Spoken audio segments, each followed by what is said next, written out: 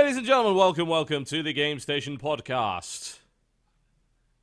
Hey. Hi. Hi. Hello. What's up? We were being very good because I didn't want you to yell at us this time. It's true. Well, also, the discussion that we were having was about porn, so it felt like probably this time should stop talking. I was informed that there's a porn star who may have the worst name ever, and I was like, how is that a thing? How is that a thing? And then I was like, oh, we probably should shut up because we'll get yelled at. So I was being the responsible one. Thank you very much. I almost got you to start talking again, though. Nope. So now I know who the mastermind behind all this bullshit is. It's not actually Jesse. Fuck. Just in trouble. Get Jesse in trouble all day. Hi, TGS podcast viewers. Indeed. How are you? If we're going to talk about porn, we should at least save it till about 20 minutes into the show, because like if we we don't want to ruin it. Essentially, if we blow our load too soon, then everyone will just get disinterested and leave. So that's good. Oh come on, that was just. We did it, guys. That was low-hanging fruit, man. Low-hanging fruit. I did not expect you to go there. Good for you.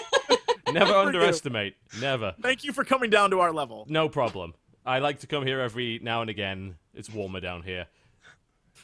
It is warmer here, that's true. That doesn't make sense. It's subtropical. Hush! Fuck physics and everything it stands for. Jesse, welcome to the show. Hi everybody. How's it going? That's it. That's all I got. I'm excited today. Awesome. We have a good show today. We do, because there is currently a big event going on, and I would say that this is even better than an event like, say, E3 and PAX, where worthwhile stuff is actually announced, because everything that get announced at this show is crazy shit. So I was gonna say, it's not just you'll never see half of it. Exactly. Here's the game where you do this. This time it's like, yeah. What? Why do you have what the fuck is that thing? It's like car shows when you see it. It's like, this is our future car, and you'll never see it. But you're no like, chance. Oh, I want that so badly. Yeah. That's exactly what it's like. Yeah. So CES discussion will be ongoing, no doubt, throughout the show. Dodger, welcome. Hello. I'm drinking out of a fox today. Ah. And yes. I have a candle lit next to me because my cat lit up the room with a heinous poop. You're welcome, viewers.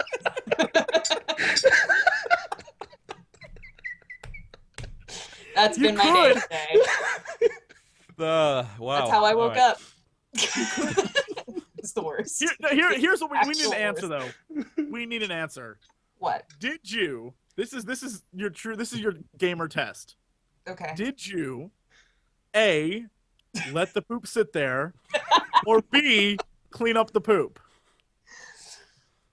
Think very carefully on this. Your gamer cred rests right here. So I'm in bed, right? And he poops, and then I do this and cocoon myself. And then went back to sleep. There you go.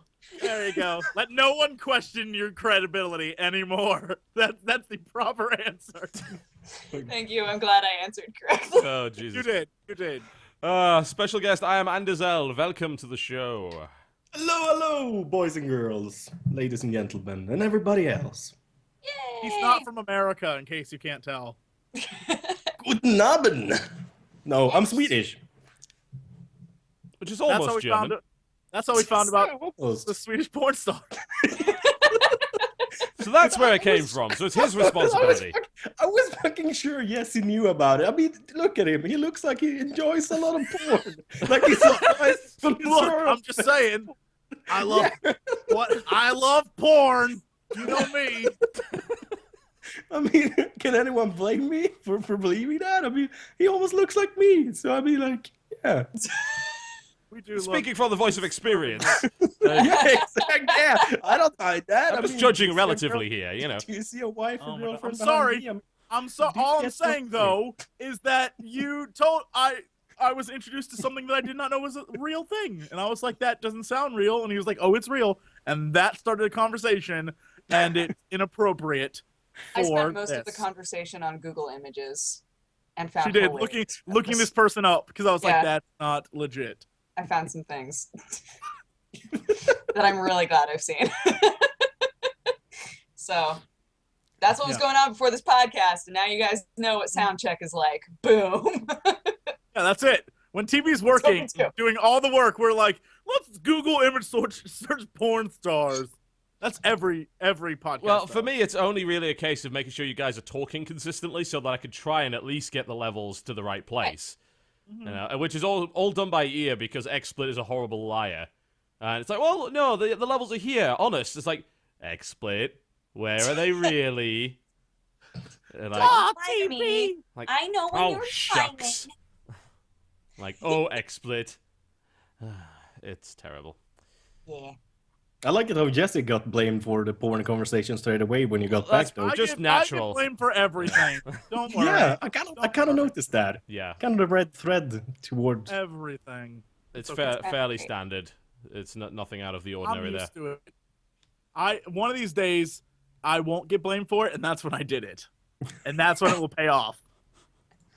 That's That's when the suddenly plan. a huge role reversal will happen, and you will actually become TB, and TB will just vanish, and we'll be like, what happened? Directed It'll by be M. Night except- Shyamalan. But in the end, we were all All right. TB. Twist. That's the spoiler. Everyone was TB all along. I'm pretty sure I'm not TB though. That's what I want you to think. Maybe Right? all of our Ah. minds have been wiped, and we've Mm. had false memories planted into our brains. It's an entirely realistic possibility. I think so. That's probably a thing that was at CES this year. Like Most brain likely. wiping technology. Well, it's not like anyone cares about 3D anymore, so you've got to come up with something else, right? Maybe if you use the brain wiping technology, people will care about 3D again. Universes! Like, yeah, alternate universes, yeah.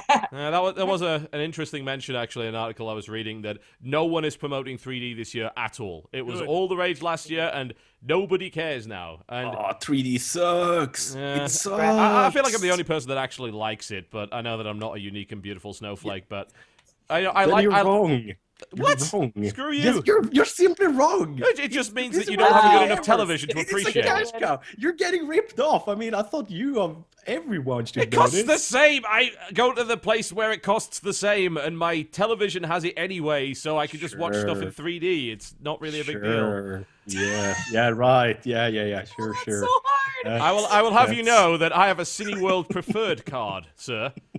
I have an excellent TV that's not 3D. It works great. I don't know what you said with that card. Is that an American thing? Sweden doesn't have cinemas that we know of. Oh, cinemas. Oh, those old things. I haven't been to one of those in a long Movies in our years, brains actually. now, here, where the internet is good. Yeah, it's a fair point. It's like, oh, we got a 200 meg down standard, and we can very easily pirate everything. Yeah, that's about it.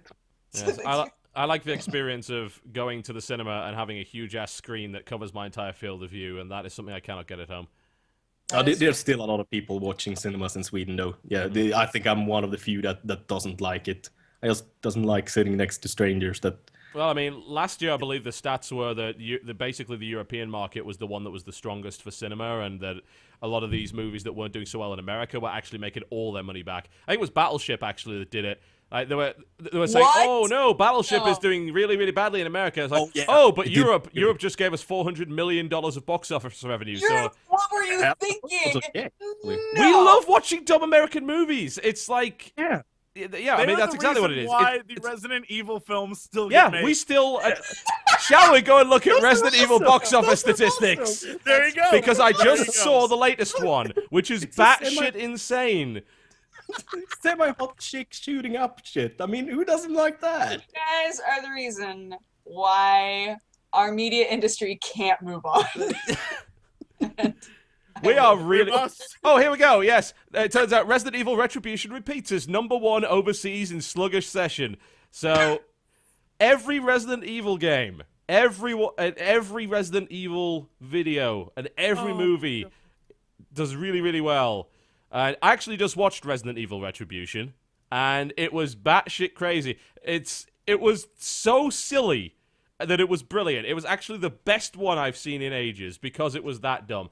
It's like, one, most of the thing is in an underground base. So it's basically Rapture. Wesker is amazing. Wesker is incredible in that movie. They bring back all of the characters that... I don't even know why Ada Wong was in it, but she was wearing exactly the same costume for the entire movie. Utterly impractical, but hilarious. Jill Valentine was in it. Leon Kennedy was in it. And a bunch of other guys. And obviously, Mila Jovovich. And they had some ridiculously contrived shit. It's like, we really want to show you all the scenes from the previous movies. And we want to bring back... I think it's Michelle Rodriguez's character. So how are we going to do that? Well, everyone's a clone. So, no problem. We're going to have 3 Michelle Rodriguez's. And then what we're going to do is we're going to bring back all of the old set pieces that you really liked. Like the start of, I think it was Afterlife, the one in Tokyo that was really awesome. And the suburban scene where Alice is just a housewife. We're going to bring all that back because it's all simulated under the sea because all the countries really wanted to buy the T-virus. So they set up mock cities of all of their enemies under the sea so they could show the military the effect of the T-virus. Whoa! Hold the phone. But wait, there's more. It's like, I can't do this. you know what? Wait. This is also an excuse to bring back every Resident Evil bad guy across all of the things because they have lots of them for testing purposes. So, you got the big guy with the sack on his head and the axe. He's cool, right? You've got a brand new... 2 of them this time. Yeah, there's 2 of them, which is even better. And you've got Ada Wong and Alice fighting them. And then you've got an army of undead with machine guns called Las Plagas for no apparent reason. You've got an alpha licker from Resident Evil 1. You remember the licker, right? With the brain on the outside and the big tongue and shit? There's a big one. Yeah. And then at the end, there's Mutalisks! There are Mutalisks! How many zombie dogs are there in this movie? I need to know. I believe... At least 6. There are some zombie dogs in it. The number of zombie dogs equals how good of a Resident Evil movie it is. Yeah. Wait, does less zombie dogs mean better movie or more zombie dogs mean better movie? more is always better. Yeah. Okay. If there could be a whole movie called Zombie Dogs the Movie, that would be the best Resident Evil movie. It's missing By the creators Nemesis. of Resident Evil. But, I mean, they couldn't really bring back Nemesis, because obviously, like, in Apocalypse, things happened that would not have allowed Nemesis to come back. But, yeah, it was missing Nemesis. I'll give you all credit for that. Leon Kennedy is ridiculous. Like, his hair looks awful. It's brilliant. Like, the entire movie is so incredibly bad in every way that it is the most entertaining Resident Evil movie there has ever been. Let everyone know for a fact that I had seen the first one, and it's wonky, but you know it's okay. Like the laser grid cutting a person into squares is Laser hilarious. grid's back in this one. Whoop. Yes. Red Queen's back in this one. Whoop. So after talking it over with the guys from the Warp Zone, we were like, let's have a movie night where we watch every single Resident Evil except for the new one that's coming out. So we get talking about that. They tie together fairly we'll get totally hyped. They do, and we're like, we'll get totally hyped for the new movie, and we'll go see this thing. It'll be great. And so we watched all the movies back to back, and by the end of the last one, we had so little willpower left. We were like, we're not gonna go see this movie. We're just not gonna go see it. You're missing out, man. It's so funny. Worse and worse to the point where Alice is fighting Wesker on a boat in like an all-white room, and it's like the crazy thing is it's like scene for scene the exact thing from the game. It's amazing. They were like, you know what? Screw it. Let's just go all out with this one. Yeah, it's really bad. Well, they went even more. You know what else they had? The Mortal Kombat X-ray attacks are in Resident Evil Retribution. No. I shit ye not. I saw it. I'm like, no, you're not doing that. Yes, they did. That's awesome. Wait, like they zoom in and you see the bones cracking and everything. That is amazingly funny. Oh, yeah, I didn't understand what you were talking about first. Damn, that was Then you so remember cheesy. it's towards the end. Yeah. It was super cheesy and hilarious. It's like the people that made the movie, it's like, could we make a movie with all the dumb things gamers like? And that's exactly what they did. And it's fucking rent hilarious. A Phantom camera and slow down things even if they don't need to be slowed down. Yep, there's plenty of that. Don't worry, there's plenty of that. It's good. Yeah. Excellent. Yeah, so I was entertained. I have to say, I was entertained by that. And it's funny because we've talked about video game movies so much and we say how terrible they are, but I think that movie has everything a video game is supposed to have in it, Like, it doesn't take itself remotely seriously, and it's batshit insane, and it's full of stuff that is solely done for the rule of cool, and that's it. So there you go. And it's a hell of a lot better than fucking Transformers, I tell you that for a fact. I don't know. It's a close call. Whoa, see, don't say that, because that then proves the point. Like, you know what we love? Robot balls. That was what I wanted from that movie. You know, I was satisfied. I got my payoff. Robot balls. Robot balls, man. Robot balls. I had to wait 2.5 hours for robot balls through a bunch of irrelevant college bullshit, but I got my robot balls. Damn it! Can I just say though, I'm really excited about Pacific Rim. I like to imagine. Glass is in it. Yeah. Well, yeah, but I'm also just excited because I like imagining that Michael Bay is like, Guillermo stole this from me. This should have been mine. It's just like, just can't wait. I became excited when I saw Rocket Punch. Like, yes, as you remember in that trailer. So those who don't know, there's a new movie coming out by Guillermo del Toro. It's called Pacific Rim. It's monsters are trying to kill us. They came from the sea. What do we have? Neural links to giant freaking robots. We somehow have mechs and a British guy saying, "We will cancel the apocalypse." I'm like, holy yes. shit. Yes, we will, British man. Yes, we will. We're canceling the apocalypse. It's so good. For some reason, it's neural links. Like, cause that doesn't make any goddamn sense at all. Like the whole notion that they're in mechs. All right, that's far fetched. They're in mechs linked neurally to the guys. Now that's just dumb. Why didn't they just have mechs piloted by people? That's not. Is this like some specific time period? I haven't seen. I'm pretty sure it's like like next year. Next year. But I think it's set like in modern times. I think. Oh my god, this movie has got to get the best word of mouth ever, because I have a feeling no one is gonna I'm working in the accounting office adult is gonna go see this movie. I can't imagine it. No. Like robots, robots beat up undersea monsters and will cancel the apocalypse. But it's Guillermo. I think it's hilarious that he went to Valve and he was like, "Look, I really like Portal. Yeah, he did. So can I just use Ellen McLean's voice?" And they were like, "Yeah." It's pretty hilarious. The whole notion of giant robots fighting, the whole notion that they have rocket-assisted punches and crazy stuff like that. I mean, come on. Yeah, that's what I got the movies for. You know, if I want to watch a sensible movie, Robot Punch, I would be disappointed. If I want to watch a sensible movie, I watch it at home when I can focus on it on my own. Yeah. If I want to watch a dumb movie, I go to the movies because I want the experience of it being dumb. It's gonna be dumb either way. Yeah. I'm pretty sure a guy saying we're gonna cancel the apocalypse will be just as dumb at home. Amazing. Yeah, it's gonna be great.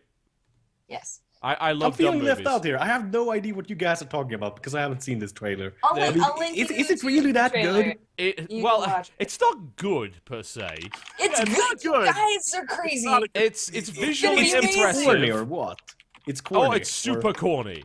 Oh, okay. It's like now I'm kind of getting it. I'm like, think Godzilla. Think the same principles as Godzilla. Because Godzilla! Real Godzilla, not shitty Michael Bay Godzilla. I'm gonna watch the trailer right now. It's like there are big monsters from under the sea. We have robots to punch from another them. dimension, I believe. Yes, as well. they're from another dimension, which came from under the sea. Obviously. And they came from under the sea. Are you understanding why I will? Are you getting this yet? Yeah, I'm watching the trailer. And it's right okay now. because we have mechs, and we're gonna punch them. If anything, it makes the Little Mermaid a dire warning, a chilling vision of things to come. Under the sea, it was a warning. Sebastian, it was a warning. We can't play the trailer because we'll probably get sued. So, because YouTube and copyright law is dumb.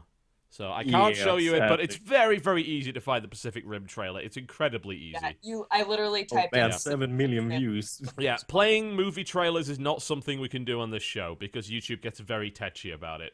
So, yeah, we can't do that. Yeah. But it looks hilarious. Absolutely hilarious. I'm halfway through it, but we have the robots. It's so fucking corny. Have you got to the GLaDOS bit yet? I mean, what the fuck? Have you got to the GLaDOS Yeah, bit yeah. yet? No, yeah, I see them now, like with the helmets and the links and stuff. Listen, And now listen for the GLaDOS voice. It's incredible. 2, We'll sit 1. here silently while you do it. Oh man. The only way they could have made that better is by basically saying reactor online, systems online, weapons online, all systems nominal. Now that would have been just the absolute nostalgia of MechWarrior. Actually, what is it? It's I'm missing a line there. It's not that important. I'm kind of sad because I guess they wanted to make it so that it was the exact GLaDOS voice, but only for the trailer. So that yeah, they did. people watching the trailer would be like, "Oh, that's the GLaDOS voice." Well, and it'd be like, Yeah, there but was an interview with Guillermo 2 days ago, I believe, or maybe 3 with the Toronto Sun that said, yeah, this was a collab with Valve. We are using Ellen McLean's voice, but in the movie it will be slightly less processed. yeah, they're taking some of the filters off of it, Yes. so it doesn't sound exactly the same. But Yeah. in the trailer, they wanted it to sound exactly the Yes. same, which I find hilarious. So Yeah. people are gonna go. It's gonna be like when you watch a trailer and you see a scene that you think is funny, And and then it's you're not waiting the the movie? whole movie to see the scene, and it never happens. It's gonna be the same thing where people go to this movie and they're like, "It's not the same voice," and they get so pissed. I'm gonna be so excited for all of that. I don't know if that's what's gonna make people mad about this movie. I don't understand why the fucking rocket fist. Why don't they use guns? Why I mean, it not? doesn't You make guys are missing sense. the point. It doesn't make sense. There you go. There you go. All right. You Americans, you're crazy. Well, there's a movies. rule I for the probably future. will watch it though. So You yeah. guys are the ones that Yeah. keep them at number one. Exactly. We're the stupid fuckers paying you. We're like, oh yes, another American movie. Take my monies. Here, take my monies. That's The- kind of the problem. There's a rule for future combat, right? And the rule for future combat is that the more futuristic we get, the less advanced our weapons are. And this is actually true across the board. Basically, think of Warhammer 40,000. Everyone's essentially killing each other with axes and swords. Think Right. of a lot of mech stuff is mostly martial arts and punching rather than guns. And it's actually based in science, because the theory is that armor will advance to the point where firearms become useless, and shielding and everything will become so advanced that weapons can't keep up with it. So the logical way is to have something that doesn't require ammunition or energy and just involves smashing something to death. Makes sense? Makes sense. Yeah. I like it. It's the Viking way. I would agree, yeah. It's space pillaging. sense, Excellent. right? Yeah. All right, well, that was sort of video game related, more so than most of the time when we tend to go movie-wise. So let's talk about what we've been playing this week. Anders, why don't we start with you? What have you been up to? What's been on your machine? Oh, mostly Minecraft right now, actually, again, with the Feed the Beast mod pack, actually. does Man, that I'm involve? enjoying it so much. It's basically like Take It, but they got all of the permissions from the mod makers and stuff like that. So you can actually play it without feeling like you're stealing someone's work, so to say. Can you explain And, Take It to me? Because I'm like, it's... I I haven't know actually the played it Yogscast just do a because of the huge reason. series, but I don't Yeah, know what it's I about. haven't played it because of that reason, that they basically took a bunch of mod and mashed them together and didn't ask for permission Oh, or they anything didn't like credit that. So I them? kind of stayed. Oh, wow, Nah, that's no, I dodgy. don't think so. I think they might have credited them, but they never like asked them for permission, so to say, to actually put them in there and ask for donations. I won't say too much because I don't know exactly how it happened, but basically I was told by Just subscribers. make it up. That's what I do. Yeah, exactly. That's kind of my thing too. Like half truth, half made up shit. That always works. But, I but go it's amazing. It got tons of mods Go that all just the make way. the All game made so up. much more fun all the because way. yeah, because it's so much more fun simply because Minecraft is getting old. I mean, let's be honest now. It's an old game. They haven't added that much in the vanilla game, so a lot of mods makes Minecraft a hell of a lot more fun, and a lot of People come up with really cool Battlefield ones, and too. Black Ops 2 as well. That's about it. Those games are the ones I like to play. Oh, and Far Cry 3. Oh, man, Far Cry 3 is good. I've been apparently enjoying the need to shit play out of that. Game. Everybody that I know that is- is playing that game is like, this game is the best thing ever. Yeah, it is. It It is It's so good. wonderful. It's just it's perfect. It's not too complicated. It's not too stupid simple. It's just perfect amount. I don't know. It's pretty stupid simple. It's pretty stupid simple. Don't go on a line here, Jesse. I'm not. That's it. That's where I'm ending. It's pretty stupid simple. Done. I don't need to explain myself. Watch my videos. It's awesome. Have you said something bad about it? Jesse? Have you said something bad about Far Cry No, 3? I love Far Cry 3 is amazing. The problem is that it's Far Cry 3 is it's I like that it's that kind of level of stupid simple. Like Skyrim is here's a million thousand things to do and you just get overwhelmed sometimes. Far Cry 3 is like, look, there's only like 8 things you can do, but there's a bunch of those 8 things, so you won't get confused. I'm okay with that. That's right up my alley. Right up my alley too. It works great. It works great. It just, Right? you do such a great job explaining games, Jesse. Thank you. Yeah. I've said that for years. Truly. I think that's it, TB. Jesse, what have you been playing? Sorry, should I I'm trying talk- to listen. I'm trying to listen to Great. feedback, which says apparently I talk too much on my show. So I'm just going to sit here the entire time and not say anything. Oh. Good. I could talk. I could tell you why I don't like Far Cry 3, but it would also. Well, it's not that I don't like it. It's just that I've got a big bone to pick with it. But honestly, it would be repeating what I'd said already. What's that bone?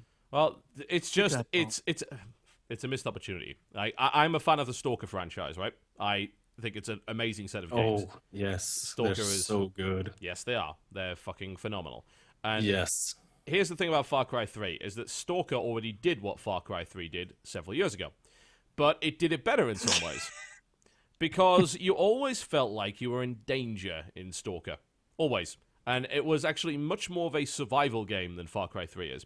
And when I saw Far Cry 3 initially and I heard about things and I started playing it, I'm like, oh, hunting, that's cool, and crafting stuff. And, you know, that was like the first hour of the game was like, oh, survival. And then suddenly I kind of realized, once I've got a couple of radio towers up, I have access to a free flamethrower. And I basically can get as much ammo as I want, and I've got as much money as I want, and, well, I'm not so much, I'm now a predator, I suppose, but I have a feeling that's what they wanted out of the game. They were looking for you to rapidly become a predator and essentially become John Rambo through the second half of the game. You're right. I will agree with that the normal progression of the story, that's the case. The problem comes in 2. 1, sharks are stone cold killers. Never trust sharks. Death to all sharks. Yeah. The sharks are like, you kill 1 and like 8 come after you. Falls to all that. And 2, Run them over with your jet ski. you can. Oh, yeah, And, you can. It's awesome. The other part that I think sort of counterbalances what you're saying is the hunting missions are like the most ridiculous thing. I'm on one now that I actually recorded, but I can't. I have to edit it down because it's go kill a panther with a bow and arrow, and you get 5 shots. And the panther's like, "Did you just shoot me, bro? Did you just? Oh, I'm eating your ass." And it's like 1 shot and you're dead. And it's like that kind of stuff. And the panther hunts you, even if you take like your like, I can see through bushes syringe or whatever. It's still like, I'm coming for you. I'm coming for you, dude. That panther's a dick. That panther is a stone. I hate that guy. Big old dick bag.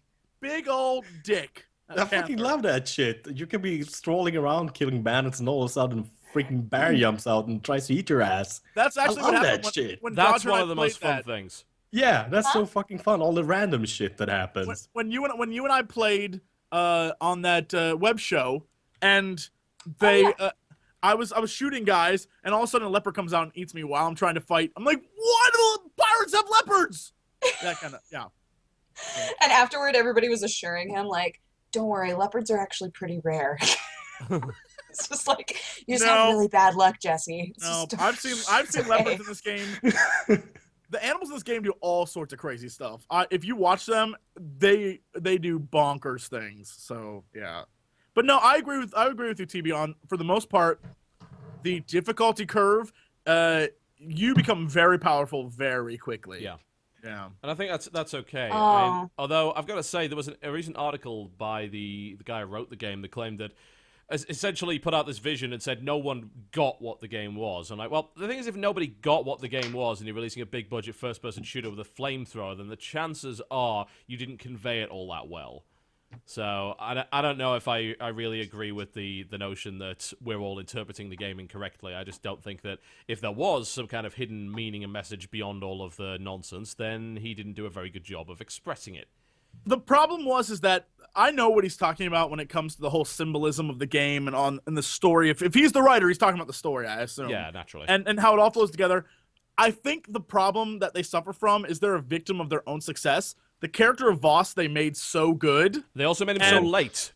Did you read that? That was actually a last-minute addition to the game because they really loved that guy's voice. And I'm totally throwing up the spoiler finger here, and you may want to take off your headphones. Spoiler finger. No. Yeah, take off your headphones. Voss, like, dies halfway through the game. He's not even in the end half of the game, and he's not even the main bad guy. And so that's a major thing that a lot of people are like, what the? You made an amazing character, and that is how you, like, it's a big issue people have. And that's a major problem. So they're a victim of their own success. They made a character so amazing that so finger down. And that's a problem. With the finger still up, I'm going to say it's kind of like Death Note. There we go. Finger down. Bastards almost ruined it for me. Sorry, Damn it. I forgot you were in the middle of playing it. No, that's okay. Yeah, I'm right in the middle. Bastards, show some respect to people. Man. That's why the finger. Yeah, but Vass is awesome. I mean, I think top 10, maybe top 5 of all the gaming characters. I mean, I played a lot of games, not Michael super Mando many, but showed so up and rocked it. Yeah. Apparently, his character was going to be a nobody, and he came in and was like, just from the get-go, was like, this is how I'm going to do this character. And they were like, sold. Let's make him bigger. Yeah, I basically was like, oh my god, this game starts awesome. The first 2 minutes, I'm like, yes, hope it gets better. And it actually got better. I mean, it's stupid, as you say. I mean, it's really stupid, but I am enjoying it so much because there's not that many games like that anymore. I mean, like, that actually gives you a little bit of freedom still that isn't like go on rails shooting stupid stuff like... That's an interesting comment, actually, because I have a feeling that seems to be the way that people are going with a lot of games now, that this is the next logical progression for a lot of franchises to go kind of more open worldish. What do you reckon? I hope not. It depends. It depends on what kind of game you're talking about. Like, maybe it's just me because I've been cutting back on my RPGs, like straight up RPGs recently, because most of them are starting to go on we'll give you one path to go on. Is that and I so feel like I it's don't know more if like that's an action game then, to be honest. right. And so I don't know if that's changed since I gave up on giving a damn about them, and now they're switching back. But well, when did you give up on them? Oh man, like. On JRPGs, a long time ago. I haven't played a JRPG in a long time. Well, I mean, it's pretty much the same thing still for most JRPGs. I think Xenoblade Chronicles is probably an exception, and I don't know how Ni no Kuni's going to work, but if it's level 5, then the chances are it's got more of an open world thing going on. So that's a possibility too. It'll probably be a pretty structured open world, though. Not like millions of side quests and things or anything like that. Yeah, I mean, if Dragon Quest VIII and Dark Cloud is anything to go by, I'm totally honest, I don't know if it's open world or not, really, and to what respect. But all I know is I want it, and it's coming out quite soon.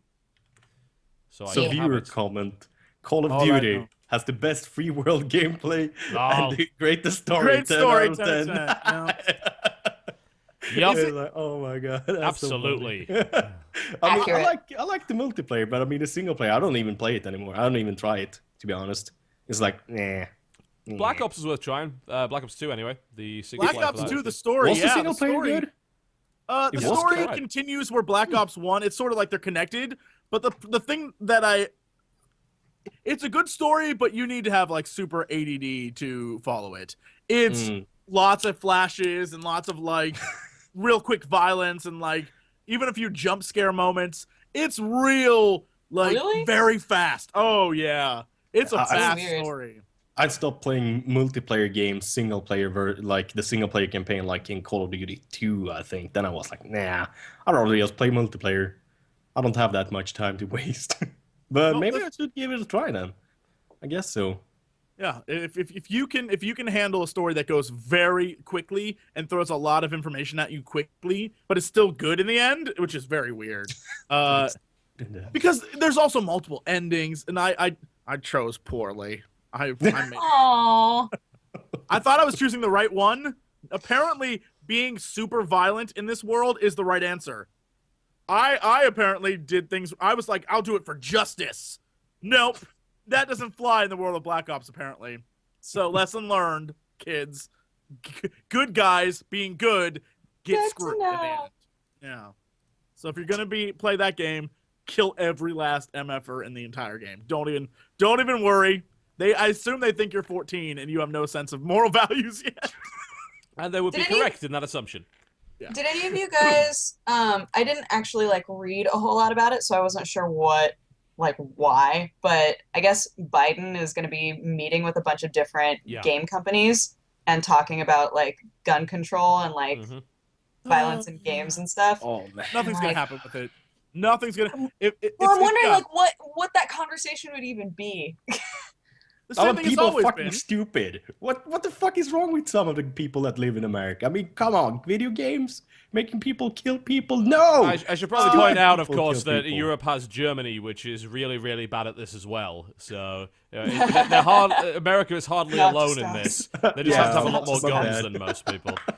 It's the idea that blame needs to be placed on something or someone, and we can't blame guns because that is our Second Amendment right here in America. So we can never blame them, and we can't blame people because people are always crazy and people, unpredictable. so Yeah, why you should can't it blame be them.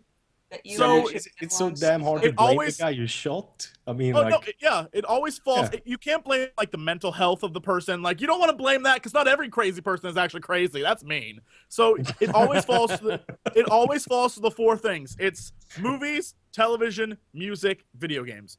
And it's one of them or all of them. And every time some crazy person does anything, it's always one of their fault. And then they always meet like, oh well, you should really stop. Like, oh sure, yeah, but this person was batshit crazy. Like, oh, we know, but we need to blame someone, and nothing happens, and America moves on. Well, that's how it works. The reason it's lately been video games as opposed to movies and television is that, if you haven't noticed over the past 10, 20, even 30 years, we've got cable news, 24-hour channels that are constantly talking about this stuff that are owned by most of the major entertainment companies that also own all the studios that make the movies. So naturally, there's a bit of a conflict of interest if you think that they're going to blame violent movies for that, because that's kind of dumb, because it turns out that's actually their company as well. But what I could say for certain is that most of these companies do not, in fact, have a huge stake in the gaming industry as of yet. The hope is that they will eventually. I mean, Time Warner does. They do publishing, Warner Brothers publishers, but not a huge amount of video games, and that's not kind of a big part of their actual business model yet.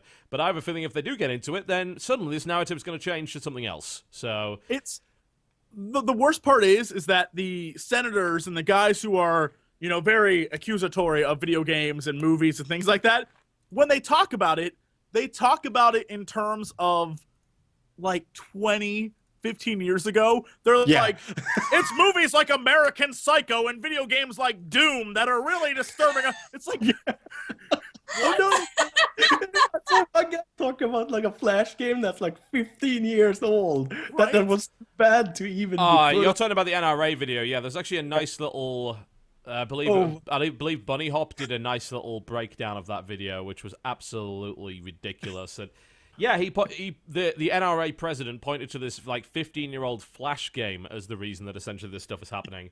I think it was Kindergarten Massacre or whatever. It's like, yeah, that's. The thing is, this was made by like a teenager, and it's shit, and nobody plays it. And actually finding that thing on the internet is pretty damn difficult. Like, no psychopathic killer plays a shitty Flash game. Even psychos know better than to waste their time doing that.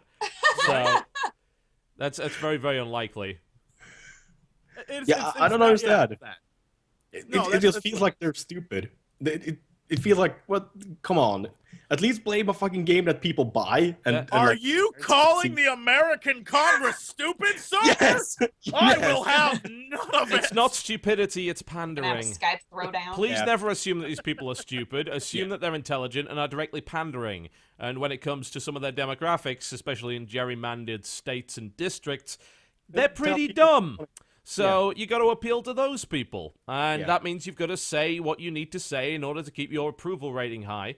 Now, you could say all you like about Congress's approval rating, but I can tell you for a fact that their approval rating in the specific districts for congressmen, that's nowhere near as low. They're totally fine with it because they keep re-electing the guy.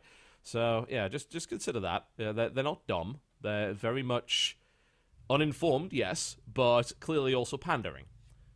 It's just sad that they Yeah, go of course to the it's length sad. because The whole fucking thing is sad. I can't believe they can that they behave like that. I mean, like That's- it's you know- worse the big. I mean, they're basically prostituting themselves, to be honest. That's- Welcome I to mean, politics. Yeah, exactly. It's like I'm gonna sell my soul and I'm gonna tell people shit that it's not true and I know it just to get votes. But they think Go you'll buy America. it because they think you'll buy it because they think Americans are the kind of people who, you know, when their cat shits next to them, they roll themselves up in covers rather than deal with it. Oh my gosh, it's like they know me. Right? The They're accuracy watching is you right now. astounding. How do they know? How do they know who I am? They're fans of this show. Oh, so the That's entire U.S. Congress watches the TGS podcast. Obama's watching right You're now. welcome, America. I hope they fucking do. I That would hope explain why they're so stupid. It's our fault. I'm so sorry. We already established that everything's Dodger's fault at the start of the show, so we're continuing just to No, prove my that fault. hypothesis. No, it's Dodger's fault. Dodger is the puppet master behind it. You're Oh, just that's merely right. a pawn. I'm the Behind one every who... great man is a great woman. Truth. All right, let's get back on to what's been played, you know, aside from politics. Jesse, what have you been playing this week?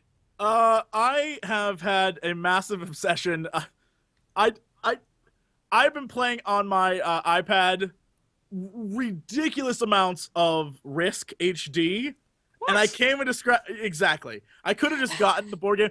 When I went home to my parents' house, while I was there, my parents were like, "Hey, let's play Risk," because that's like one of like the 3 board games they own in that house. And I was like, I'm really tired. You guys screwed up my sleep schedule. So I went to bed. And the entire time I was thinking, like, damn, I should have played Risk. So I came home, bought the game, and I've been playing it like on the interwebs with the peoples on the thing. And so I am kicking ass. But the problem is, as I was explaining to Dodger yesterday, I played one game that lasted 2 hours long, and then I just got beat really bad. And then it hit me like, I just wasted 2 hours of my life playing a game where I lost. Like, that hurts me. I was like, I can't do competitive gaming. I'm like, I just wasted I didn't get anything out of that except feeling bad. So that was my week of just playing Risk. I don't really know that I played it. Besides playing stuff for the channel, I've been playing a lot of Greenlight games lately for our Greenlight show. There's some amazing things that are getting overlooked. Drastically amazing things. That's very aggravating. I Pixels. watched the Bleed video. That game looks fun. Everyone said that was you, so I was like, oh dear. Oh, They said it was you. You're the bleed girl. Has You're a purple murderous hair, little is girl. female, ergo. Yeah, it's Yes, have you it's tried me. Mac Pixel? Pixel. I'm in Mac- Yeah, McPixel. he's in I the have my game, own so a McPixel bit. level. Yeah. What? See, I'm in the same pack that PewDiePie's in. I'm the guy riding the space butterfly. PewDiePie. oh man, there's Ah. DLC for it. Oh, son of a bitch! I gotta get See? that DLC then. I've Yeah, finished it, and I was like, how the hell could I miss you then? You're kind of a hard guy to miss. DLC. I'm in the DLC. And then what Mac else? Pixel. There's a ton of just like random bad iPhone games I've been playing lately. Just because I see Dodger constantly face first in her iPhone, and I'm like, there must be amazing games out there. And I try to play them, and they all suck. So I don't know what you're playing. But you must Yeah. have really low standards. I'll tell you 2 of the games that I've been playing this week when you're done. Okay. No, I'm done. That's it. Other than that, I really haven't played Risk. anything else. Risk Risk. is like my go-to this week. Yeah. I'm sorry. Playing a board game is what Board I game's do on good. my phone. Yeah. Board games And are that- fantastic. It's actually the main reason I own my iPad is because I love board games and card games, and the iPad has quite a few of both. In fact, a new one just came out. Ubisoft just released a Might and Magic card game. I think it's called Duel of Champions or something like that, which I intend to get into heavily because I love both of those things. So, I'm gonna give that a shot. You know what? Duels of the Planeswalkers. I'm still playing that. good. 2013. Yep. I am trying Good to game. max out my decks. Spoiler: the fire deck on that like Hydra dude on like the 4th level or whatever is impossible. That guy's like, I'm gonna get my heads up to level 8 in one shot. Oh, You have a nice I day. wrecked him completely. You're just not playing well. With the fire deck. Whoa! With the fire deck though, that don't work. That don't work. You can do it with anything else if you can get your life back or stop him, but no. I refuse to believe it. Use all you like. Good. I just refused. All right. Good. So what have you been playing on the iPad PID exactly? There's a game called Split. I'm not gonna look it up. It's basically you play as 2 little dudes, and you are little gunner men, and you have to run like obstacle your way through stuff while you're being shot at, and then you control both of them, and so you can like lure guys out and have the other guy snipe them and stuff. It's a really creative game. Yeah. It's really fun. But the problem is you have to manage 2 guys, and later on when there's a ton of people after you, it becomes a real struggle to like It's like impossible. stay under. Yeah, like stay in cover and then move and then not get your ass Is it a shot off. multi-touch game? Yeah. Hmm. It's really fun. So, and everyone keeps telling me to get Devil's Attorney, and I was about to get it, but then forgot. So, For God's sake, just play Devil's Attorney. It takes like 4 or 5 hours at most to beat. It's great. I'm gonna download it right now. Yeah, just get it. Also- I keep forgetting. apparently they have, I guess, on the like iTunes store, they have like their top games, and the number 1 game is like called The Room. Yeah, I think it's a hidden object game, right? If I I was gonna say, is it one of those like escape from the room by finding items and? I'm fairly sure that's exactly what it is. But apparently everyone, like all the reviews were like, this is the single best game I played on an iPhone. I was like, oh, okay then. One day I'll have to get that. Oh, I feel like, yeah, a few of my friends that are in game development were playing that, and they were like, yeah, it was pretty interesting. It's kind of like crazy. And I was like, oh, okay. I totally Kind forgot. of like crazy. So It's it's kind of the- like crazy. I'm installing it right now. I decided to look for that instead of Devil's Attorney. How does this happen? How do I have so many iPhone games? This is all I use my phone for. Yeah, I pretty much use... iPhones. I- Fucking iPhones. I don't have an iPhone, I have an Android phone, but I do have an iPad because, quite frankly, I need one iOS device to access all the iOS games, so I decided it would be that one, and it seems to do the job. But that said, I mostly use Splashtop on it, so I mostly use it as a remote desktop for my PC, which is the best thing ever, actually. Really, really great for watching videos and essentially not having to set up any complex media center stuff. That's always good. I have a normal phone that you can take pictures with, call with, and text with. Why the fuck do you play your games on a phone? This is adorable. Why? When you Because have your they're fun. PC. Well, I mean, the thing is, sometimes we have to leave the house, which can... yeah, I never which, leave my house. having been That's to why, Sweden in yeah, I winter, guess. I could totally understand why you would not do that. Yes, I mean, like, if you think I'm like some kind of hermit with like Oh, my no, windows no, shut, no. no, it's not because of that. It's because it's fucking dark outside. It's No, but already yeah, like night here. It's actually ridiculous. I was there horrible. for a dream hack, and holy shit, there's a reason Yeah. everyone stays inside in that country. It's not nice in the winter, not at all. Oh fuck, I met you actually at DreamHack. I got a secret to tell about TotalBiscuit. Yes, I want to hear He- this. Oh, is- tell it. Is it appropriate? Yeah, it's appropriate. He is well, not then I don't wanna hear evil in real life, actually. He's actually nice if you meet him in real life. He is faking it on the internet. He's not as evil as you might think he is. Actually, a real life ostrich. You're actually quite pleasant to be around. You're very nice to everyone who wanted like autographs and stuff like that. I was so surprised. I'm also a bit disappointed, to be honest. I was like, nah, he's not that evil. I'm disappointed. I want my money You're back. ruining it for him. All fanboys must die. Anger. I will sign your All Fanboys Must Die t-shirts. I told you I had a horrible. I want to just create an irony vortex whereby Oh, people can disappear and never escape. Chat's right. Dude, you're Batman, TP. That's the thing. Your niceness, that's the mask. I am the Snark Knight. Whoa. That's it. You're fake in real life, but here you're real, man. That's it. You're our Batman. You're not the Yes. podcaster we want. You're the podcaster we need. The podcaster you deserve.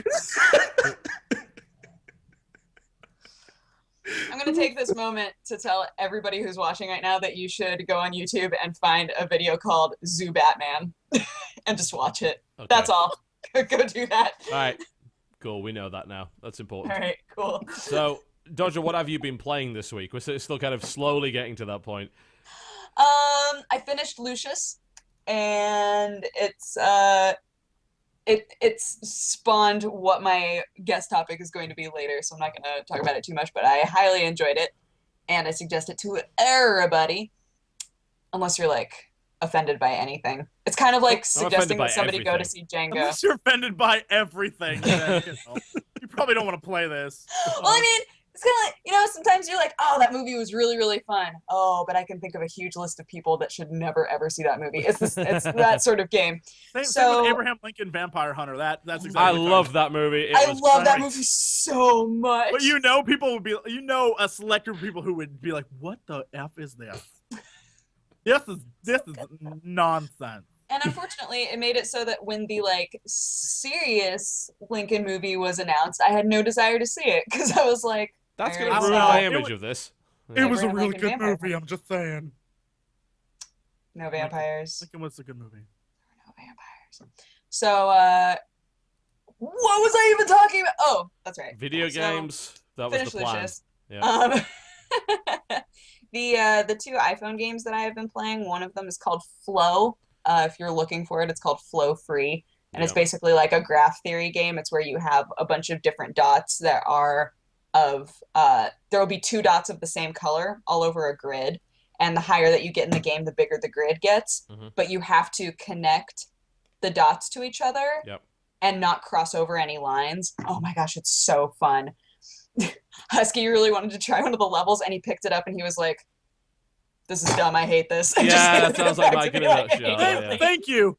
Thank you. It's At least so someone in that cool. house Wait. is responsible. Let me see if I can. Wait. Okay. So here's what when you start it up, it says flow, and you say free play, and you have all these different level packs, and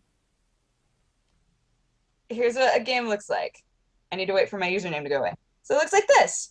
And you have all the little dots, and you have to connect them, and you have to cover the whole grid. If you don't cover the whole grid, then you've cheated, and it's not a real thing. It looks like homework, is what it looks like. So fun. Amazing It's waste of so time. fun. Why the fuck would you play that? Oh my god, it's great. Oh, It is there's so my many games to waste time with. Why play that, Dodger? Bad Dodger. so there's that. And then the other game that I've been playing, hold on, wait, is called Zookeeper Battle. My giraffe's name is Buttbag, and sadly he just died. But Fucking game ever. okay, so this game is basically Bejeweled, and it goes in rounds. So like round one, you play like as much Bejeweled as you can, and then once the round is over, then depending on what animal faces you lined up, it either contributes to your defense or your offense. And then your animal and the other person's animal fight against each other. And so you do as many rounds as you need to until the other person dies or you die. Fair enough. Unfortunately, Buttbag died this last time. I was on an 8-win streak, but So, as it turns out, I actually have exclusive screenshots of the HD version of this game, and I'm going to show you them on the stream right now. And I would strongly recommend that you have a look at it. I believe the game. It looks something like this. What the hell is the matter with you? Zookeeper Battle HD!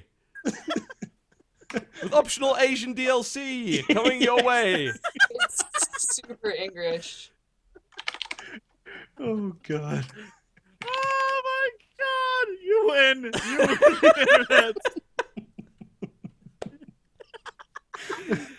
That's a good looking game, TB. That's a good looking game. I like how Dodger. Did you see that, dear? Did you see All I those saw was amazing lions. screenshots? I saw lions sitting there. That's all I saw. I take it you didn't see the Chinese people throwing snowballs out of there. Oh, I missed out on that. Oh, welcome to my zoo. Very good. There you go. That's Europe. Welcome to Sweden, the land of racism. Zookeeper Battle is amazing, and you should all play it. Don't listen to TV and his dumminess. I wasn't saying that it was a bad game. If you would like to fight me, my giraffe's name is Buttbag. So, But he is dead. Yeah, but bad Well, died here. he's gonna be able to fight again pretty soon here. But yeah, and that's the main screen. And so you just hit start battle, and then it finds somebody for you, and then you fight. It's great. So I've been playing a lot of those games. All right. Yes. What have I been doing? Like, I think it's mostly it's been a lot of more the same. I dip it into Warframe a little bit, which is a new free-to-play game currently in beta by Digital Extremes. Those are the guys that did Darkness 2. They were involved in Unreal Tournament, all sorts of other things. Like, they made some good games. They made some really bad ones. But Warframe is a third-person shooter. It's a co-op third-person shooter, free-to-play, where you essentially are a space ninja, and the humans are the bad guys. Good. Yeah, which is nice, actually. It's an interesting dynamic. Like, the humans are like kind of generic space marines and things like that, and you're a space ninja. And you have to... I gotta look this up. Hold on. I know, that's what I'm doing right now, too. And you have to accomplish various objectives, and you travel through systems, there's different missions, and you level up your Warframe, you give them new abilities, and you level up your weapons, and you give them new stats and stuff, and there's mod drops and rares and blueprints, and... I mean, it's kind of par for the course, really, I would say, when it comes to the notion of just like a straight-up co-op shooter, but it is free to play, and it looks pretty good, and you can do some nice stuff. You can punch people with these like alien gauntlets that just make them explode into a fine mist. You can slice people in two. And apparently, you can do stuff like backflips, and you can do slides along the floor, which is really fun. So Awesome. there is actually there's a giveaway for Warframe right now over on MMO Bomb. So we're going to crash that site now. It's called mmobomb.com/giveaway/warframe-beta-keys. So mmobomb.com/giveaway/warframe-beta-keys. So that's coming. And as I said, it's okay. I think they need to develop the concept more. I think it needs more to it. Like, it's quite repetitive. So yeah, we'll see. We'll see how that turns out. It's not bad, though. It's an okay free-to-play game. And I've said this 1,000 times before about free-to-play games, is that there's no risk in trying a free-to-play game. None. You don't have to invest anything in it whatsoever. So Agreed. you might as well give it a shot and see if you like it. That's true. There's no point in investing money into it until you figure out that it's actually worth your time and effort. So, yeah, well, there's MMO Bomb down. Congrats. But, yeah, for those who got a key, well, feel free to try it. What else have I been playing? I mean, I've played a lot more Dota. But, you guys already know how that's going, so... I was talking with, apparently there's this whole, like, Dota learn to transition from LoL to Dota. Yeah. Like, yeah, there's a weird, like, I don't want to say college, but it's almost borderline that. There's this weird sort of, like, school now where it's, look, Dota's good, but now you're at the higher level. Like, that's what, or not Dota, but LoL. Like, Yeah. LoL's good, and so it's that weird feeling of they're trying to educate people to do Dota, and I was like, is it really that much more difficult? How? In You some played respects, yes. In some respects, it is. I'll try and explain, like, as quickly, as simply as possible, like, the main differences. So, the main differences are that League of Legends is way more based on doing damage with abilities. There are some heroes where that's an exception, but a lot of heroes do a lot of their damage with abilities, which means you've got a lot more of them. Yeah?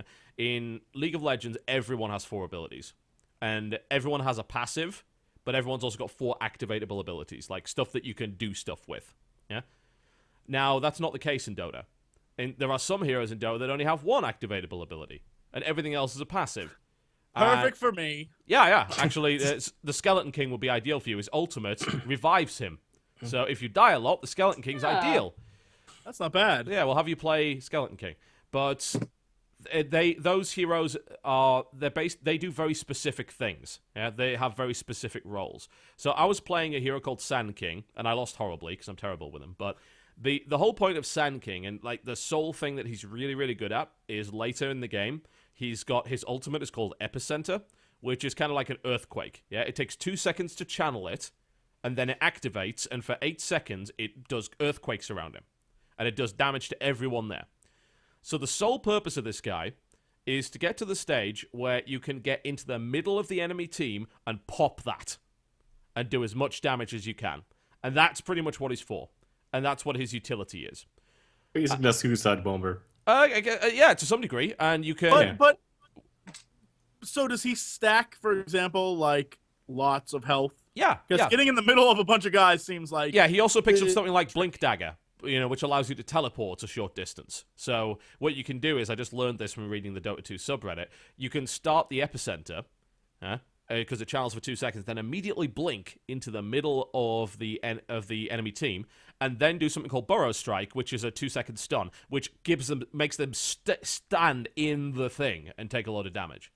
And that's his point. That's what he's for. So heroes have much more niche and defined specific roles, I feel, than they do in LoL. Because in LoL, you can kind of break them down to AP mid, top lane tanky DPS, AD carry, jungler, and support. Yeah, those are essentially your 5 kinds. And like the metagame is very strict, so you've got to have one of each to actually play the game properly. Dota, you really don't. And there's different ways of heroes kind of combining together that makes sense. I mean, it happens in LoL as well, There's like anything with like an AoE sort of stun ultimate, like if you can combine, say, Nunu with that fucking gargoyle bastard. What's his name? Gargoyle Bastard. Yeah, Gargoyle Bastard. Yeah, that's his official name. Gargoyle Bastard. So you combine the two of those and kind of cool things happen there. Like even a game like Smite, there's heroes that do that. The other major differences is that gold is way, way, way more important in Dota. And it's Galio, that's the name of it. You get a lot more from getting a last hit, but you also have the ability to stop your opponent getting a last hit. You can do what's called a deny. That means you can kill your own dude just before they kill him. So you have to make a decision in your lane. Do I want to go for a last hit here, or do I want to go for a deny? And you can't do both because of your attack speed. It's quite low. So you've got to choose one or the other. And you've got to make those decisions in a kind of split-second manner. But then you've also got to think about, can I force this guy out of the lane? Can I kill him? If I kill him, he's going to lose money. You actually lose money if you die in Dota, which is something you don't do in League. So that's something else. And you also have to consider, when do I go back? Because in League, it's kind of damaging to go back because you're not getting experience and cash. But it's way less damaging than it is in Dota, because in Dota, you don't have the button you press to go back, the B button. That's not in Dota. You don't have that. So do you need scrolls? Or? Yeah, you need to buy a scroll to do it, which also allows, that's actually double purpose because it also allows you to teleport to a different tower. So if a tower's getting pushed, you can teleport in and help. But you need to pay money to go there, or you have to wander back yourself. But Dota has a courier, which is a little donkey. And this little donkey can buy things for you, and it can take the items to you in the lane. But the risk is... Can that be killed? Yeah. Yes, and you can steal the items. That's awesome. Yeah, you can give the donkey wings later on as well if you upgrade him, so he can fly. Awesome. Yeah. So it's I gotta be honest, I have no clue what you're talking about. I never don't played like those games? these kinds of games. No. Yeah. I tried LoL and I was like, what the fuck is this? Man. No offense to anyone who plays. I don't understand. It's a tricky definitely game. good Both of them are games. tricky games. It's just nothing for me, simply. Yeah. The thing enjoy. that it sounds more like the Dota from WoW or Warcraft than League. Like, that League changed it up so much that it's sort of its own thing now. Oh, they changed so little. Like, it's Really? Like it's like the Dota from Warcraft 3, but they made changes to the engine and things like that. Like, the courier has his own button on the UI now, right? Like, previously you had to kind of hotkey him, and it was all fiddly to move stuff around. Now there's a bunch of hotkeys for go to secret shop, go back home, transfer items from my stash to me. And it's got a little indicator if someone is doing that, so that it's like the little hero icon pops up on the UI saying, this guy is currently using the courier, and things like that. So it's all a bunch of sensible convenience stuff without actually changing the core mechanics. That's good. And the thing that I think is kind of funny is that everyone I have heard who's playing it loves it. Everyone, but all of them have said the learning curve is Learning curve's a difficult. fucking nightmare. Yeah. And there's a bunch of stuff in League convenience-wise that I like. I can appreciate now, having played a lot of the game, what denies are for, but I still hate that they're even there. Because they're such a pain in the ass to do right. So Right. it's like, it's just another element that I have to learn. But there are times in the game where I really appreciate, like you could deny a tower. If a tower's really low health, you could kill that tower, and that means that they don't get as much money from it. There's also, you remember that big snaky dude in LoL, Baron Nashor, that you can kill to get stuff? Well, here you've got something called Roshan. Now, Roshan gives you a bunch of money if you kill him, but he also drops a item that is called the Aegis of the Immortal, which actually revives you, like it's an invincibility shield. So when you die, it breaks the Aegis, and it immediately revives you. But you could do crazy shit, like steal the item while someone else is trying to get it, or you could destroy the item while it's on the ground. You can actually deny the item. You could just blow it up, which is hilarious. So there's just these little things that make it a bit more interesting. And it seems to me like the heroes are actually less homogenized than they are in LoL, because they don't really give as many fucks about having them all compete on the same kind of level and all play the same kind of role. Like in League, ideally you want like 20 AP carries that can all kind of do the same thing and be competitive, right? In this game, you don't really have to do that because a lot of the team compositions are based around very specific strategies, even at lower levels. Like in League, you can definitely say, yeah, there's team strategies. Of course there are. There's different heroes that synergize well together, and at top level, people are doing that. But even at lower level, people are doing it in Dota, because that's just the way the heroes are designed to work. And it's almost like you have no choice but to do that. That's not to say that some people wouldn't hate it, because I think some people would hate the restrictive nature of it, that maybe there's... I don't know if there's more or less viable ways of building heroes between the two games. It's really hard to determine, but yeah. I think that you very much get typecast in Dota in a very specific way when you play a particular hero. Whereas not so much in League, but on a broader scale, you get typecast in League because you are an AP carry, or you are a support, or you are an AD, so on and so forth. That makes sense. Yeah, so I mean, that's kind of some of the basic differences. I could spend all day going over all the differences, but that would be boring. But I would say those are some of the more basic differences in the way that the games are approached and the way that they're actually designed. Sweet. Can we That ain't speak bad. English now so I understand what's happening? I'm like, what the? MOBA speak, or Dota Cologne speak, Yeah, yeah. I'm like, All these things, Am I like alone absolutely. here? Does everyone on the stream understand this? No, there were a Some lot of do. people on stream who was A like, lot I of don't people play. don't. They're speaking. One guy said it was like being a grandfather watching your kids talk about video games. I understand. There's a lot of crazy words there, but if you play it, that was I very understand, like, informative. half of Yes, it. yes. I'm not saying TB is wrong or anything. That's definitely not what I'm saying. It's just I don't understand. I at would all what's- prefer you were like, look, you're just wrong, and not know what you're talking about. Fuck you. Wrong, sir. Yes. Yeah. Aw, That- damn it. I'm trying to think if there's Should've been thought anything about that. else that I've really been playing yet. I mean, I picked up World in Conflict Complete just because it happened to be on the Gamersgate sale, because I remember I really liked that game. So maybe I play a bit more of that, but I haven't got back into it yet. I forgot to thank you. Is what I forgot to do. What I do Earlier time. this week, our dear friend TB tweeted about a screw up on Steam about how Sleeping yes, Dogs yes. Mm. was on Steam for 91% off, and It he was was. like, "This is Whoa. ridiculous." And I was like, "No!" Instantly went there and bought it for $4, and Yeah. then it shot back up to 66% off, and I was like, No "Yep, way. bitches." Yep. That's Thank you crazy. for that. You helped me. That's You so helped me awesome, cheat the though. system. I guess Yeah. it was a bug or something. Yeah, they fucked up the price. They corrected it pretty quickly, but yeah, they had to eat the cost of that So one. funny. Well, Yeah, they didn't if- have if to eat that- the cost of it, but they decided it would be for the best. Yeah, because any other company would easily like, hey, dude, we didn't mean to do that. Give us our money back. It's not worth That's the like- drama. I Yeah. mean, It's really that's not. the whole Gamersgate thing that was going on, where they accidentally sold the Bethesda pack, which is a $320 pack, I think, for $25. And Oh, that's right. yeah, they burned out of keys on it very quickly before they realized, and then they got into this really awkward position where they were having to refunds, and apparently they disabled keys that were on people's accounts. They didn't do it to those that were already registered on Steam, because you can't really do that, but Right. they did do it for those who hadn't registered them yet, which was dumb, I might add. You should have registered them, Yeah. dumbasses. What the hell are you thinking?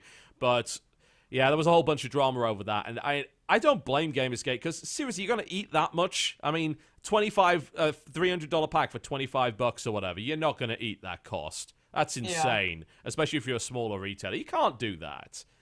Yeah, but still, if you fuck up, and you should like earn up to that. So Yeah, well, they did don't own- understand. they It owned up might to put it, him but- out of business, but but still, it would be the right thing to like let people get what they actually paid. But then I again, agree. like, people My should understand $4 it's Sleeping Dogs. yeah, It's great. it's like, but then again, I mean, like that's a lot. That's a lot cheaper than it should be, though. That's a lot of Yeah. hundreds of bucks. $4 is the perfect cost for Sleeping Dogs. I have. $4 is the perfect $1 cost for Yeah, is the right, with everything. it. I don't know Cost, what, yeah. I think Yeah. it's not difficult. Cheaper the better. That's the way it's always says. For the most Yep. part, Can't yeah. argue with that. Yep. And aside from that, a little bit more PlanetSide 2. Things have been going well with the outfit. We've been having a lot of fun. So that's been going really, really well. There's a big update, huge one actually, that addresses a lot of the problems with the game. That is coming towards the end of this month, and I'll probably do an analysis video on that over the next couple of days. And I think, like, gaming-wise, it pretty much covers it. I've just been doing a bit more Persona. I've been playing a bit more, actually, Need for Speed Most Wanted on the Vita, which is, yeah, it's okay. It's average. It's part of the course. And I didn't like PlanetSide that much, to be honest. heathen. You call I yourself really you call didn't like yourself it. a Swede.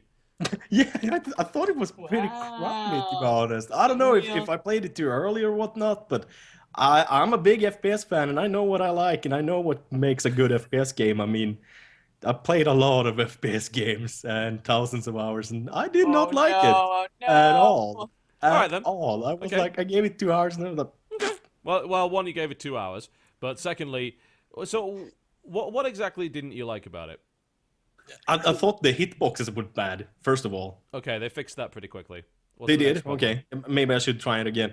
I didn't like the deployment. I thought that it just felt like you were playing AI basically. I don't know why, but You didn't like the these people are deployment. so How does that work? no. Basically, like you spawn in, and I don't know if I got the system the wrong way or if it had too bad of a tutorial or anything. But Oh, the tutorial spawned in. sucks. That's yeah, absolutely fucking awful. basically was like no tutorial. Yeah. That's and was like absolutely nothing. Confirm of question mark.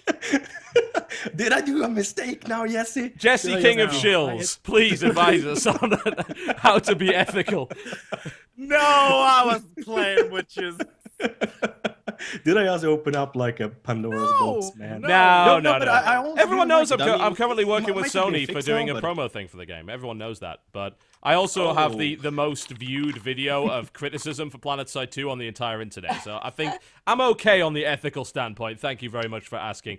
But the spawn system, what were your complaints about it? Sorry, that kind of got lost in all that. I spawned in and it was like a huge building. I liked that it was so big and everything like that, and you could kind of like fly up on it.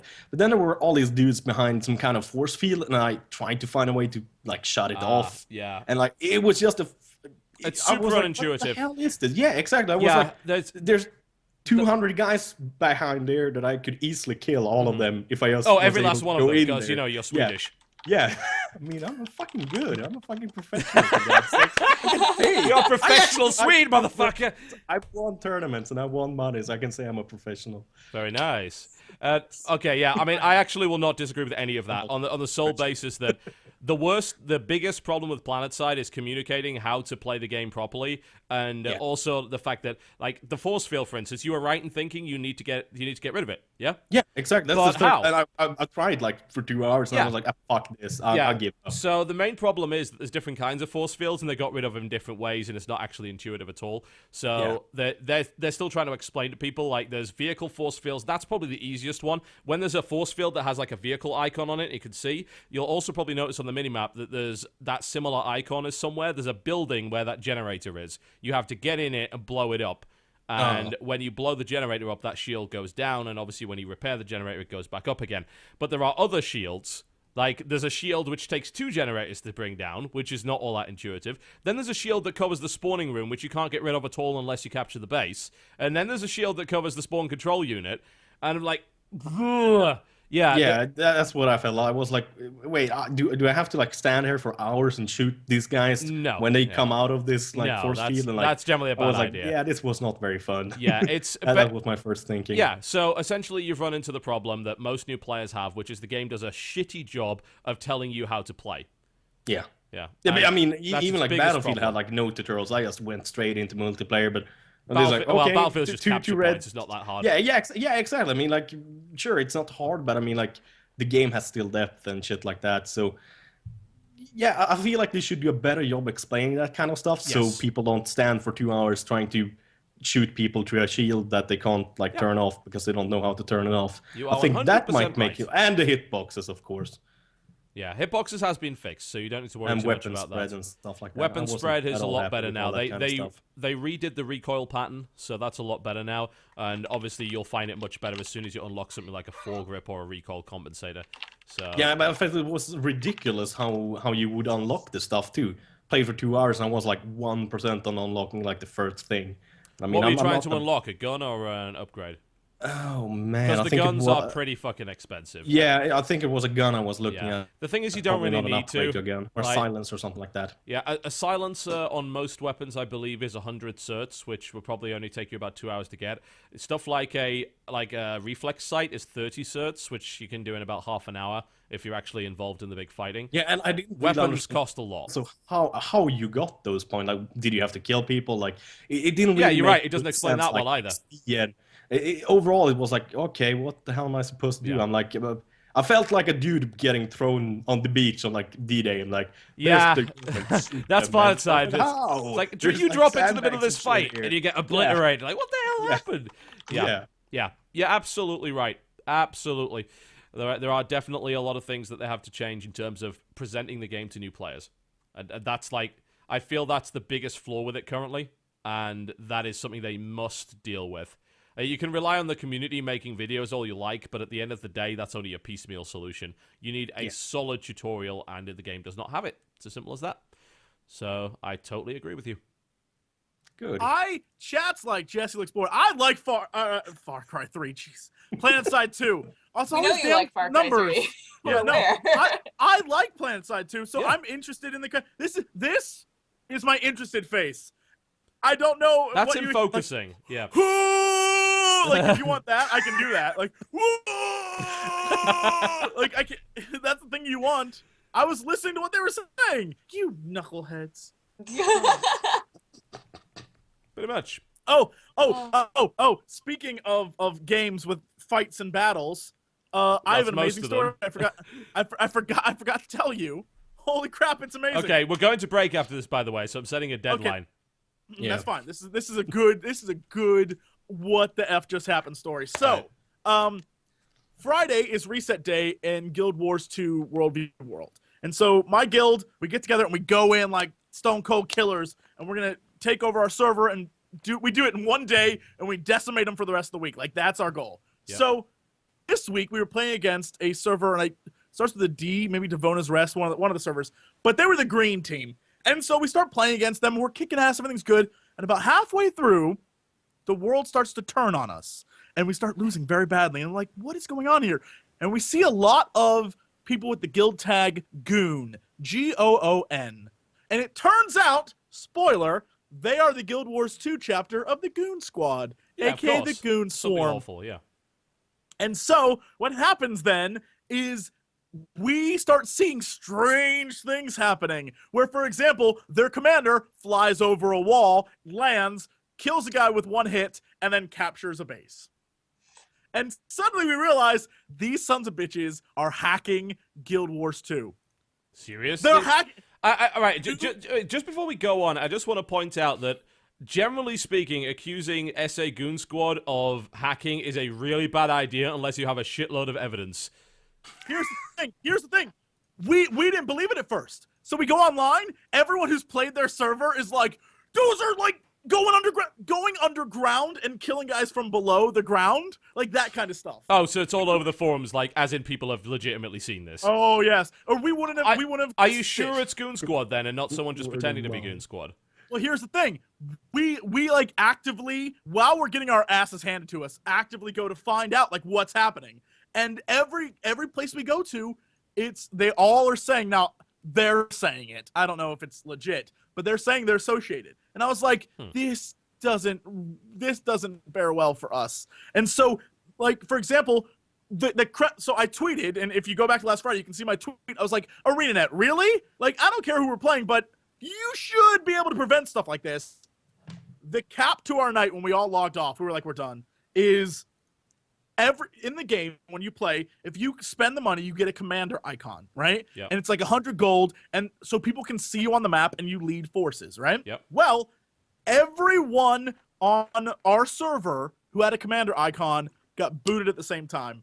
Every single one of them. Half of them, when they logged back in, they were fine. The other half, like half their stuff was gone, right? Like people who had the like in-game authenticator thing were fine. The people who didn't register for that thing, totally screwed. And I was like, that's it, we're done. I'm not. I was like, I'm done with this. Well, I hope that gets sorted out. But I mean, I've got to say, this is not like Goon Swarm at all. Like, I was on SA for years. I still casually read it every now and again. And you could say a lot of things about Goon Swarm. They're dicks, and rightfully so, because it's hilarious. You know, that's the point. They try and piss people off. But cheaters is a different matter. I've never heard of like widespread cheating for any Goon or LLJK outfit or anything like that. And I don't know. Here's the thing. I don't know anything about them because all I know is that I have a friend from the old Wild days who is part of Goon Squad in Eve. And he tells the funniest stories in the world about the stuff they do, which, you know, when it happens to other people, is freaking hilarious. But when you're listening, they're like watching your forces be decimated and you're like, I don't see anything happening. Why did we just lose that base? And it's taken from you. We're like, okay, well, that was cute. And wow. And it wasn't just me. It wasn't just me being like, oh, well, Jesting's paranoid. Everyone on the server was like, dude, what is happening? It was the craziest thing. So we went online, and everyone else who's fought that server has experienced the exact same thing. Interesting. And I don't know if it was like one guy, but it was crazy. Like, that was a big thing. And we were just like, we're done. Just be one guy. I mean, you know, just bear in mind that Goon Swarm is fucking huge, and the SA forums are also fucking huge. So every now and again, you will get bad apples. But I've got to say, like, I would be extremely surprised if it was a widespread endorsed tactic by actual SA goons. Like, of all the things they do, cheating is not really one of them. So it's interesting, and that, you know, that is going to blow up into a huge news story, I would imagine, quite soon. And that's the thing, like, I don't care that people try to, like, exploit or try, because people do that all the time. But the fact that there's nothing redundant within the system of Guild Wars 2 to prevent it. Oh, really that's what got me mad. I was like, look, I do not need angry SA people coming after me. No, you don't. Thank you. I was like, thank you very much. You guys are great. But they're very good at that. I was like, ArenaNet, guys, this ain't cool. Like, at least you should be prepared for this. And apparently, and that's when we went on the forums, and people have been complaining for this one server. People have been complaining about them for a long time. Interesting. Nothing's been done. Well, that sucks ass, and that's a good way to go into the break. And when we come back, we'll be talking most likely about crazy shit at CES. Yay! So there you go. You're currently watching the Game Station podcast, ladies and gentlemen. Do not go anywhere. We will be right back. Ladies and gentlemen, welcome back to the Game Station podcast. Hopefully everyone had an enjoyable break. If you do, of course, wish to check out the tracks that were played during the break on the live stream, which you don't get to hear on YouTube because of a huge variety of reasons, then it's lastfm.com/user/TotalBiscuit that has a list of all of the stuff I play on this show, as well as everything else I happen to listen to on Winamp. So you will find strange things there, no doubt. Oh my gosh, Winamp. I haven't used Winamp since middle school. I've used Winamp since ever. Like, I've never changed my music player. I even still use the classic skin because has it like achieved a new level of awesome? Like, what keeps you coming back to it? It's reliable, it's quick, it's got a great user interface, and I am familiar with it. So I use Winamp. Right. I think Winamp, last time I used that, I was 13 or something like that. I hardly remember how it looks like. Isn't that like where it's a lightning bolt on it? Yep, it's all lightning bolt. It still has the Winamp. It really whips the llama's ass. Yes. Yeah. Oh my gosh. Yes. And I used to go on the internet and I would find anime skins for it.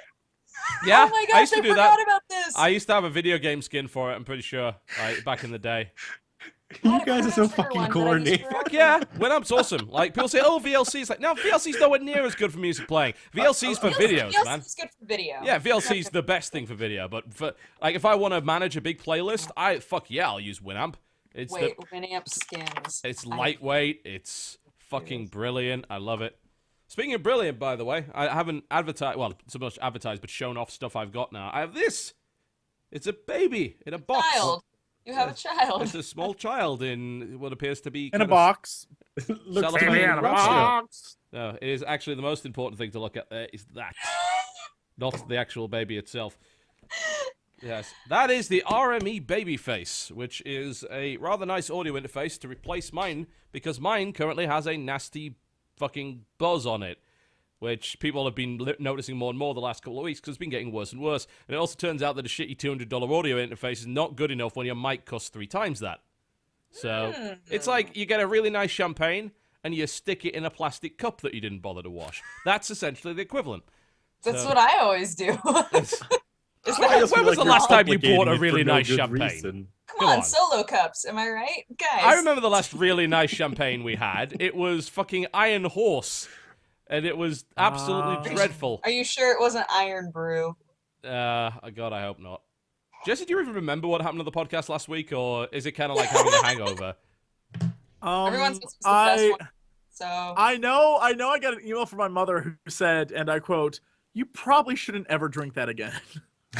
So Your mother was That's watching the podcast when you went insane. Wonderful. Aw. yes. She watches every week. hey, She's probably Jesse's gonna say- mom. She's Oh, probably going to God. send me an email right now that's like, what did that asshole mean when he said you like to watch porn? Do you watch the porno, Jesse?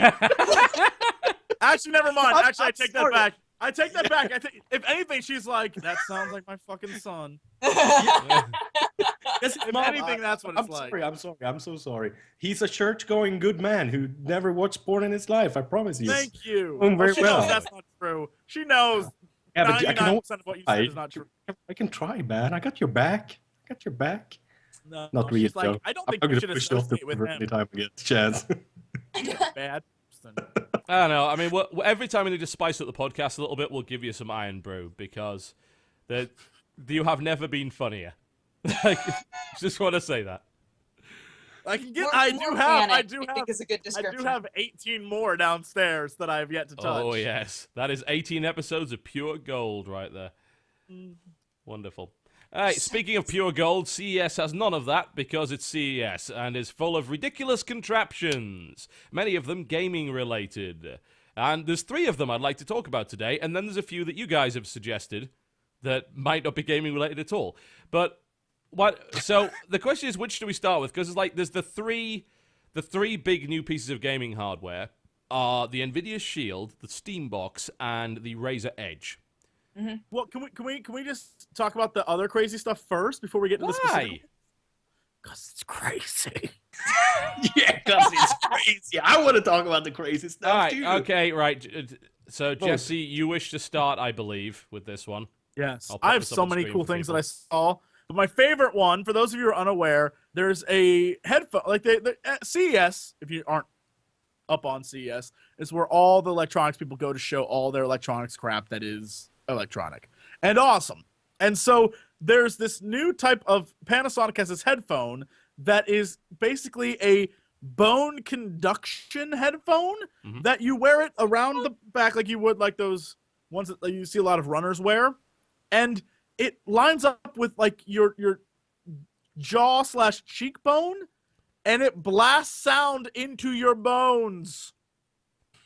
It's the coolest. I don't know what it does, but and how it does it, but it's at the same time amazing and horrifying. So like the idea of it is that you would be able to like blast music but still hear everything perfectly clear. Everything else Right? that's happening, yeah. That you still hear music- terrifies me. Like just imagining like it just rattling my skull so that I can hear music but having nothing on my ear. That would just freak me out. Just pop on a little bit of Skrillex and people just spontaneously fall apart, quite literally. Here's the thing, though. I assume it goes through your bones up to your ear canal? Yeah, that's like how it Well, I works. The think sound. so. Probably doesn't beam it directly to your brain. Well, I'm saying. I was like, what if you're deaf? You'd feel it in your bones, man. That'd be amazing. Isn't that how cochlear implants actually work to begin with? Yes. Yeah. Yes. So I was gonna say this is nothing new. Yeah. But it's awesome. Huh. You can pump Zeppelin directly into your brain lobes, man. That's up. Yeah, I'm just saying. You don't got a PhD in anything, do you? What the hell's your PhD in, bitch? Yeah, I fucking know how this shit works. At least I fucking know about the human body. I may I know have it doesn't pump it in the brain. I may be a highly educated person. yeah. But you disguise it very cleverly. Exactly. Yeah. That's exactly what I do. Yeah. Thank you. This is my Batman mask. Yeah. No one likes the smarty pants. It's true.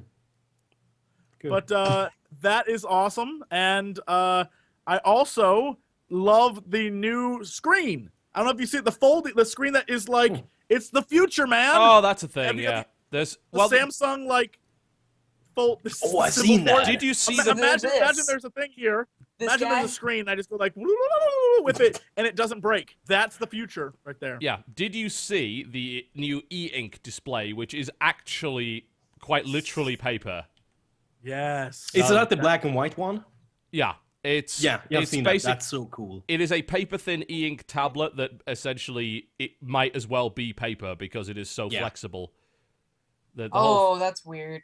Yeah. That sounds weird. Yeah, The one Jesse talks me about, drop that's you at in the least screen kind of region, you thick. can I mean, see. we're talking about a few millimeters, No, but this the is paper like you're a- talking about is like super thin, just like Yeah. regular writing yeah, this is paper. what it looks like. This is the prototype here. You could quite clearly see that that is a basically laminated paper, and that is e-ink, which obviously is it's an advancement on the technology that they use in the Kindle, which essentially allows for much higher resolution text, which looks like actual text. Because as I've said many times before, reading on a screen or a tablet is painful because in reality you're trying to focus on very small things that are actually like kind of big pixels.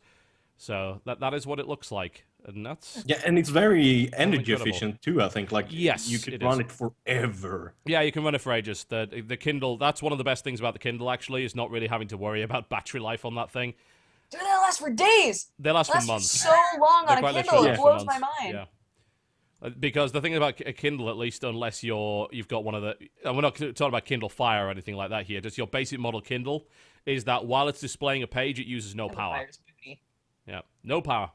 So it only uses power when it switches. And Yeah, when exactly. actually When do it stuff with flips the page. Yeah, I read about that too. Yep. For once, it's something you guys talk about. I know about. Yes. There's Yeah. another great thing besides reading stuff and making stuff bend, future bendy technology, is there's a lot of stuff that I know Dodger was we were looking at it earlier that is to shame you into getting healthier. Okay. There is not only the wristbands, all the different millions of wristbands out there now. Yes, There's the, the Nike Fitbit Flex. Yep. Well, I will show it the to thing you. is, I looked that thing up, and I found like 8 others that were shown there this year. And they're all like watches and sleep pattern recognizers. But then it led me down a path to another amazing thing. This is called the Happy Fork. It's a fork. I'm sorry, what? It's the HAPI, Happy Fork. It basically tells you to eat, like if you eat and then you try to eat again, it'll vibrate and be like, "You're eating too soon, stupid." And it's to That's teach you to savor your hilarious. food. Oh my gosh, yes, here it is. There's a video and everything.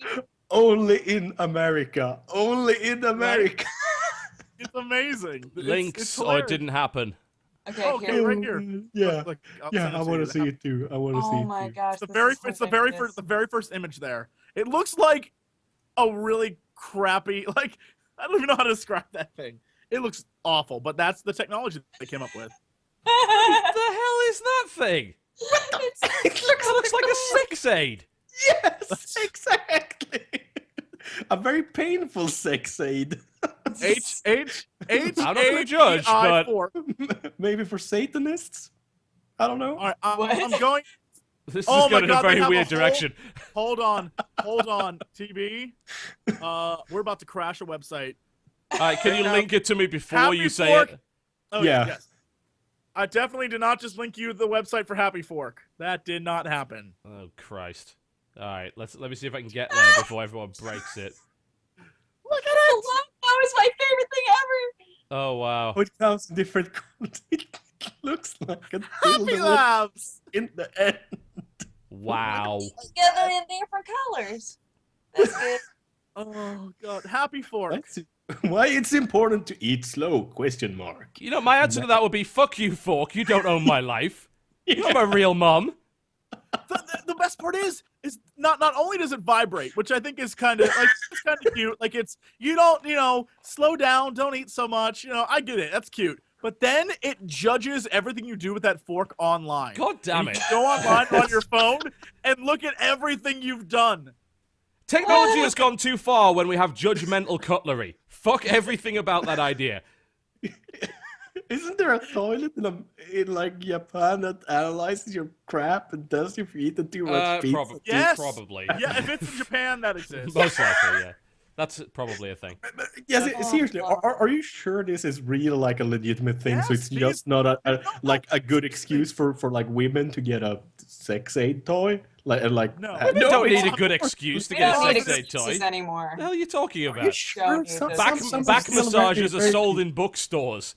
Look at Yeah, like this is back when I was massage. This is the one I was talking about earlier, TB. This is the Samsung bendy thing. CES, like The we said at the Samsung beginning. bendy thing. What? Brilliant branding. CES is where companies throw all their R&D tech into, and they come up with crazy stuff. This is Yeah. fork is a crazy thing. This bendy screen is a crazy thing. The fact Flexible that- OLED, yeah. Yeah, it's the whole thing's amazing. But like we said at the beginning in the first hour, this is stuff that you may either see in several years or may never see. Yeah. But it's This you will judging- see. Yeah, this Oh, is yeah. something Yeah, that's Happy useful. Fork maybe not. This is gonna This sell. this Yeah. is essentially wearable computing, and this is why they're going towards this. That was the biggest challenge, is with the ability to have computing power with you and worn either on clothing or literally attached to your skin and things like that. Yeah, well, that has a I lot of uses. I think that's one of the Beam me up, reasons Scotty. that they took Beam me up. bracelets and things like that so seriously, like making such a big deal about the thinnest watch ever or whatever, Yeah. like that being there and all Whoa. of that. Whoa, if you have one of those, the bendy thing around your wrist, and it displays the time, but it's also like your phone on your wrist, that'd be the tits. That'd be the That best would thing be the ever. tits. That would be the tits. Well, That'd be welcome to Total Recall, where all of this was actually like done under the skin and stuff like that. What was that movie where I'm they still where waiting for Minority Report. I want to be able to do this all over the like, place. you have to be Tom Cruise though. Yeah. It I'm kind of already mimics the short market. enough. I'm like the Also, same size as him. What was that? There was a movie where the police and everyone on their jackets had the caution thing, like they were their own yellow, like that yellow tape stuff, I don't and know. it was like caution. That sounds like it a was Daft that kind of Punk technology. music video. Yeah, it does. Us actually, but that's Or awesome. the new Like Anamataguchi music video is so weird. I want that so badly. I want the future. Okay. Look, I want the future now. So let's talk about the future then, shall we? Let's get back Yes. onto the subject of these three gaming-related devices. As much as wearable computing could be applied to video games. So there's three things, and we're going to go for a voting system on the basis of which we should talk about first. There is NVIDIA Shield, there is the Steam Box, and there is the Razer Edge. So votes for starting with NVIDIA Shield. I'm up for Shield. I have a lot Yeah, to say let's talk about. about the shield. The Shield? Yeah. Someone linked me to it. I haven't heard anything about that. All right, well, we shall educate you. If you look for Yes. it, just Google NVIDIA Project Shield and read up on it while we describe what it is. It's amazing. All right, so this was the Great. thing that NVIDIA had a press conference just prior to CES beginning, and they showed a bunch of stuff, including some cloud computing. They showed off Tegra 4, which is a terribly kept secret because everyone knew this was coming, which is a quad-core mobile processor, I believe, using ARM15 technology. It's pretty legit. It's a fairly powerful mobile CPU, and they showed what that could do. And then they came out with something at the end called Project Shield, which was a 5-inch handheld device. It's essentially a clamshell screen attached to a full-sized Xbox 360 style controller. And this thing has Tegra 4 in it. It can play Android games. It can do full movie playback. It can actually do 4K movie, which is, the big resolution, that being the next step up from 1080p, to a compatible display, which, of course, none of you own and probably won't for the next 2 years, so it's completely irrelevant. But it can do it. Do it via HDMI. And one of the most interesting features is it combines with NVIDIA's new grid system, which is essentially cloud computing, but for local networks. Yes. It's actually very similar to Remote Play that Sony does with the Vita and the PS3. But it allows you to play PC games, pretty much any PC game, on your handheld, utilizing the power of your computer as kind of a base station to encode that and send it to you over a local wireless network. So cool. That has incredible promise. It really does. If they make it work, I don't know. But the promise there as long is as there's no stellar. lag. Awesome. Well, it's a lot easier to do over a wireless LAN locally. Like, On Yeah. Live has been struggling with this for ages, right? And I Yeah. played On Live, and there were some games where it was playable. Like, I could play a racing game, it would be okay. I could play a shooter, it would be okay. Tried to play something like I tried to play Street Fighter on it, and it was the most hilariously awful thing ever. I tried to play Unreal Tournament on it, that didn't go well either. But take that technology, advance it a couple of years, which is what they've essentially done, then put it on a local network. Something that's a lot faster, something that's got a lot higher bandwidth. I mean, unless you happen to be one of the Swedish master race, then you probably don't have 200. Yeah, you don't have that kind of internet connection, especially if you're in America. So you've got serious problems with cloud computing there. You can't really do the whole streaming thing. But everyone's router is at least going to do like 54 megabits, at least, for wireless LAN. So to me, that seems much, much more attainable. I really like the way it's designed too. I like the idea of like giving you plenty of room to really have a game controller. Yeah. And then giving you a screen that's about the same size as any other handheld gaming Yeah, system. it's 5-inch So, screen. 720p as well, actually, which is quite good. yeah. Do we know this is one of the reasons why, like, last year I went to CES and I was a little let down because it was like 12,000 booths of iPhone cases. And 3D. This year Don't forget that. Yeah. This year there's so many like cool neat things that I wish I was there, because this is the kind of thing I want to touch, because I need to know, like, it seems like a great idea, but I need to know the weight of this thing. Does that bother anyone Yeah. else? Like, Yeah. either totally know. the controller is going to be super heavy in order to balance the screen, or the controller is really light and the screen's super heavy, or comparatively, and it's sort of like eventually just become a pain to use. And so I worry about that. I don't think the screen weighs that much because I'm pretty sure it's an OLED screen, and those have been kind of around for a while. They're very much in mobiles, and It they don't folds weigh. down on top of it, Yeah, right? it's a full clamshell. Yeah. It's actually It folds up. flush. So Yeah. I'm still trying to figure out how it's flush because it's got like sticks Yeah, the poking stick out of it. sticking up. Yeah. But I guess looking at it, the I think actual it's controller inset, has though. it's not only inset, it's actually on a slope as well. So I guess you could Right. probably get away with that. And I mean, there's a lot of problems to actually think about it, though. There's a few things to consider. The first thing being that if you wanted to use the touchscreen on this thing, using it is a colossal pain in the ass. Like, Exactly. Yeah. crap. I don't have. Has anyone got their phone with them? But Dodgy, you've got your phone. Show me your phone. Yep. Phone. All right. Okay, so hold that and then use your touchscreen. You have to show us your touchscreen since you're our hand model Yeah. here. Okay. Do you also happen to have an Xbox 360 controller or a PS3 controller lying around by any chance? You mean just like this? It's almost like I prepared this ahead of time. All right. Okay. So take your phone, stick it to the Hold top, on. stick it to the tip of this thing. That's a message. You're not Feet allowed of to do cable. that. All right. Okay. Stick it to the top of this thing. Now imagine that. Bear in mind, you can only really hold this device by the controller. Yeah, you can't hold it by the pivot screen because you're going to end up snapping it, right? Now imagine Right. using the touch screen while holding the controller. Yeah, exactly. But I wouldn't need to because I can scroll this way. You can, but a lot of the Android stuff that this thing is going to run is designed for touchscreens and not controllers. Also, web browsing, you're not going to use that for web browsing. You're going to try and use the touchscreen for that, right? Right, but you would never need to use the controller and the touchscreen at the same time. Yes. No, but you But you can't. The problem hold is you the can't screen. hold the screen. So you have to have one hand on the controller. Yeah, so you have to hold Imagine the controller. like breaking it out. Yeah, 'cause these things aren't separate, so you have to hold the controller. Well, it's the same as saying I need to hold my phone in order to scroll and do things Yeah, this but way. it's way far away though. Like if you hold your It's like- phone like you are right now, and then you place your finger on it, the way you're holding it and your finger are very very close together. But if you look at this device, this big ass. Okay, so imagining that my hand is like here Yes. with the phone out this way. Yes, and then you're trying to use that. Yeah, that is a little bit weird, but Uh-huh.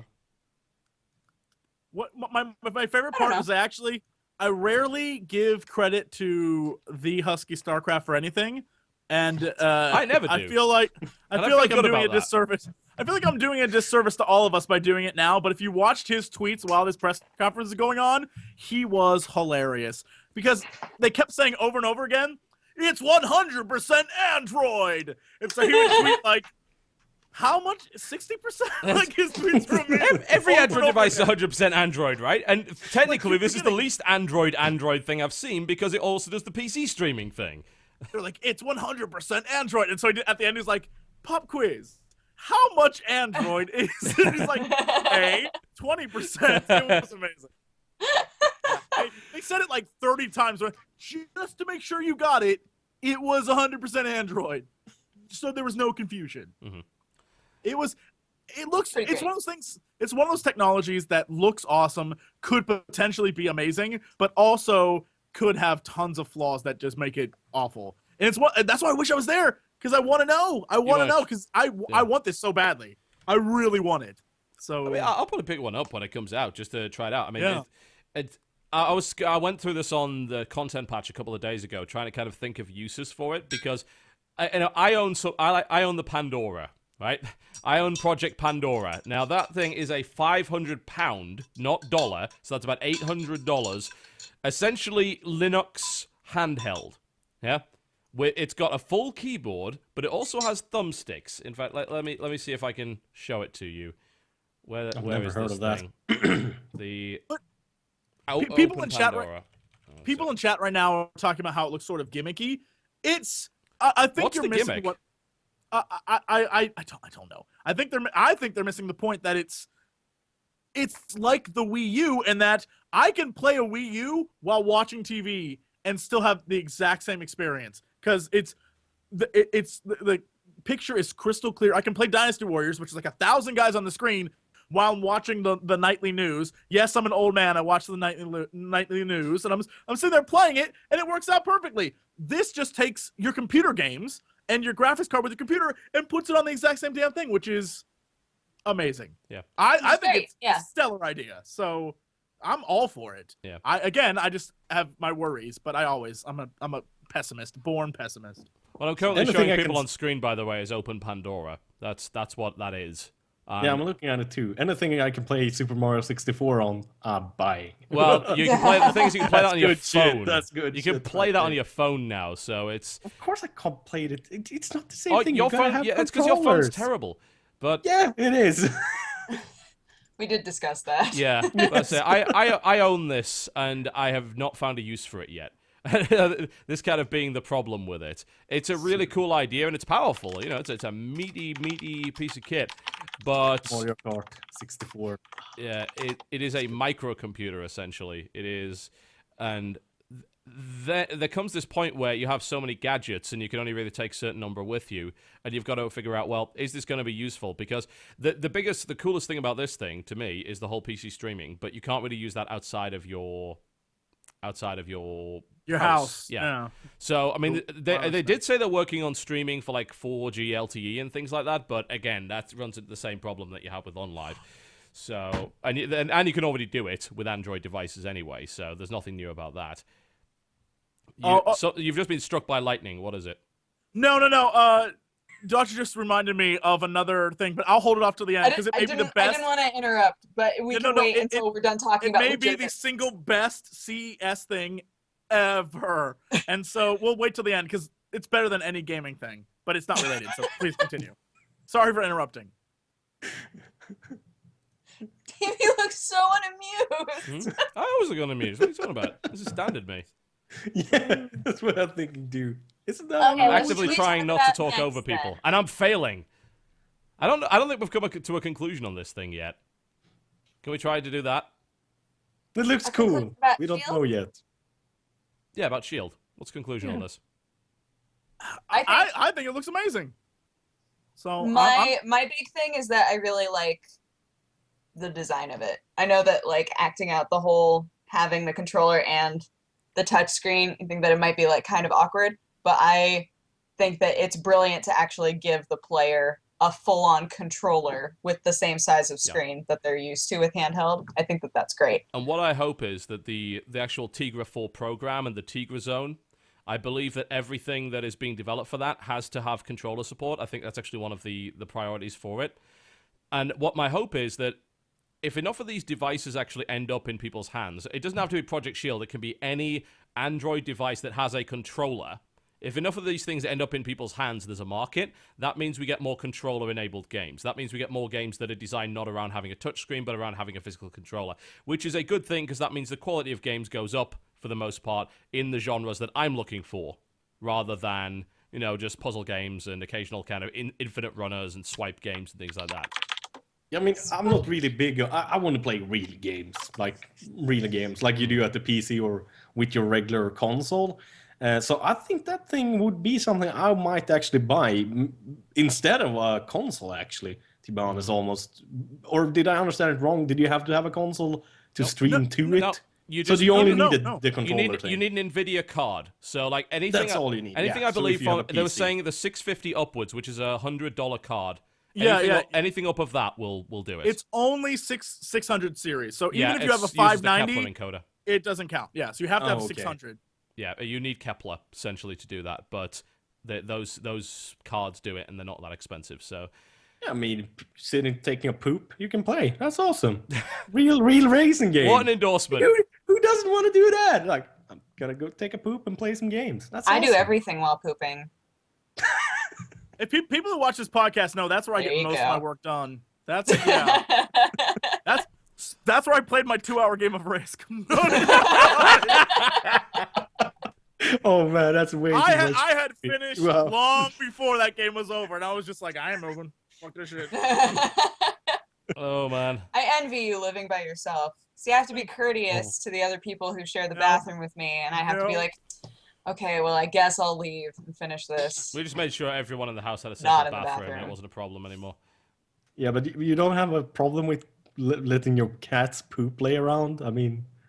She's a I gamer. cleaned it later, but She's in the moment, I cooned because I was tired as butts. Come on, guys.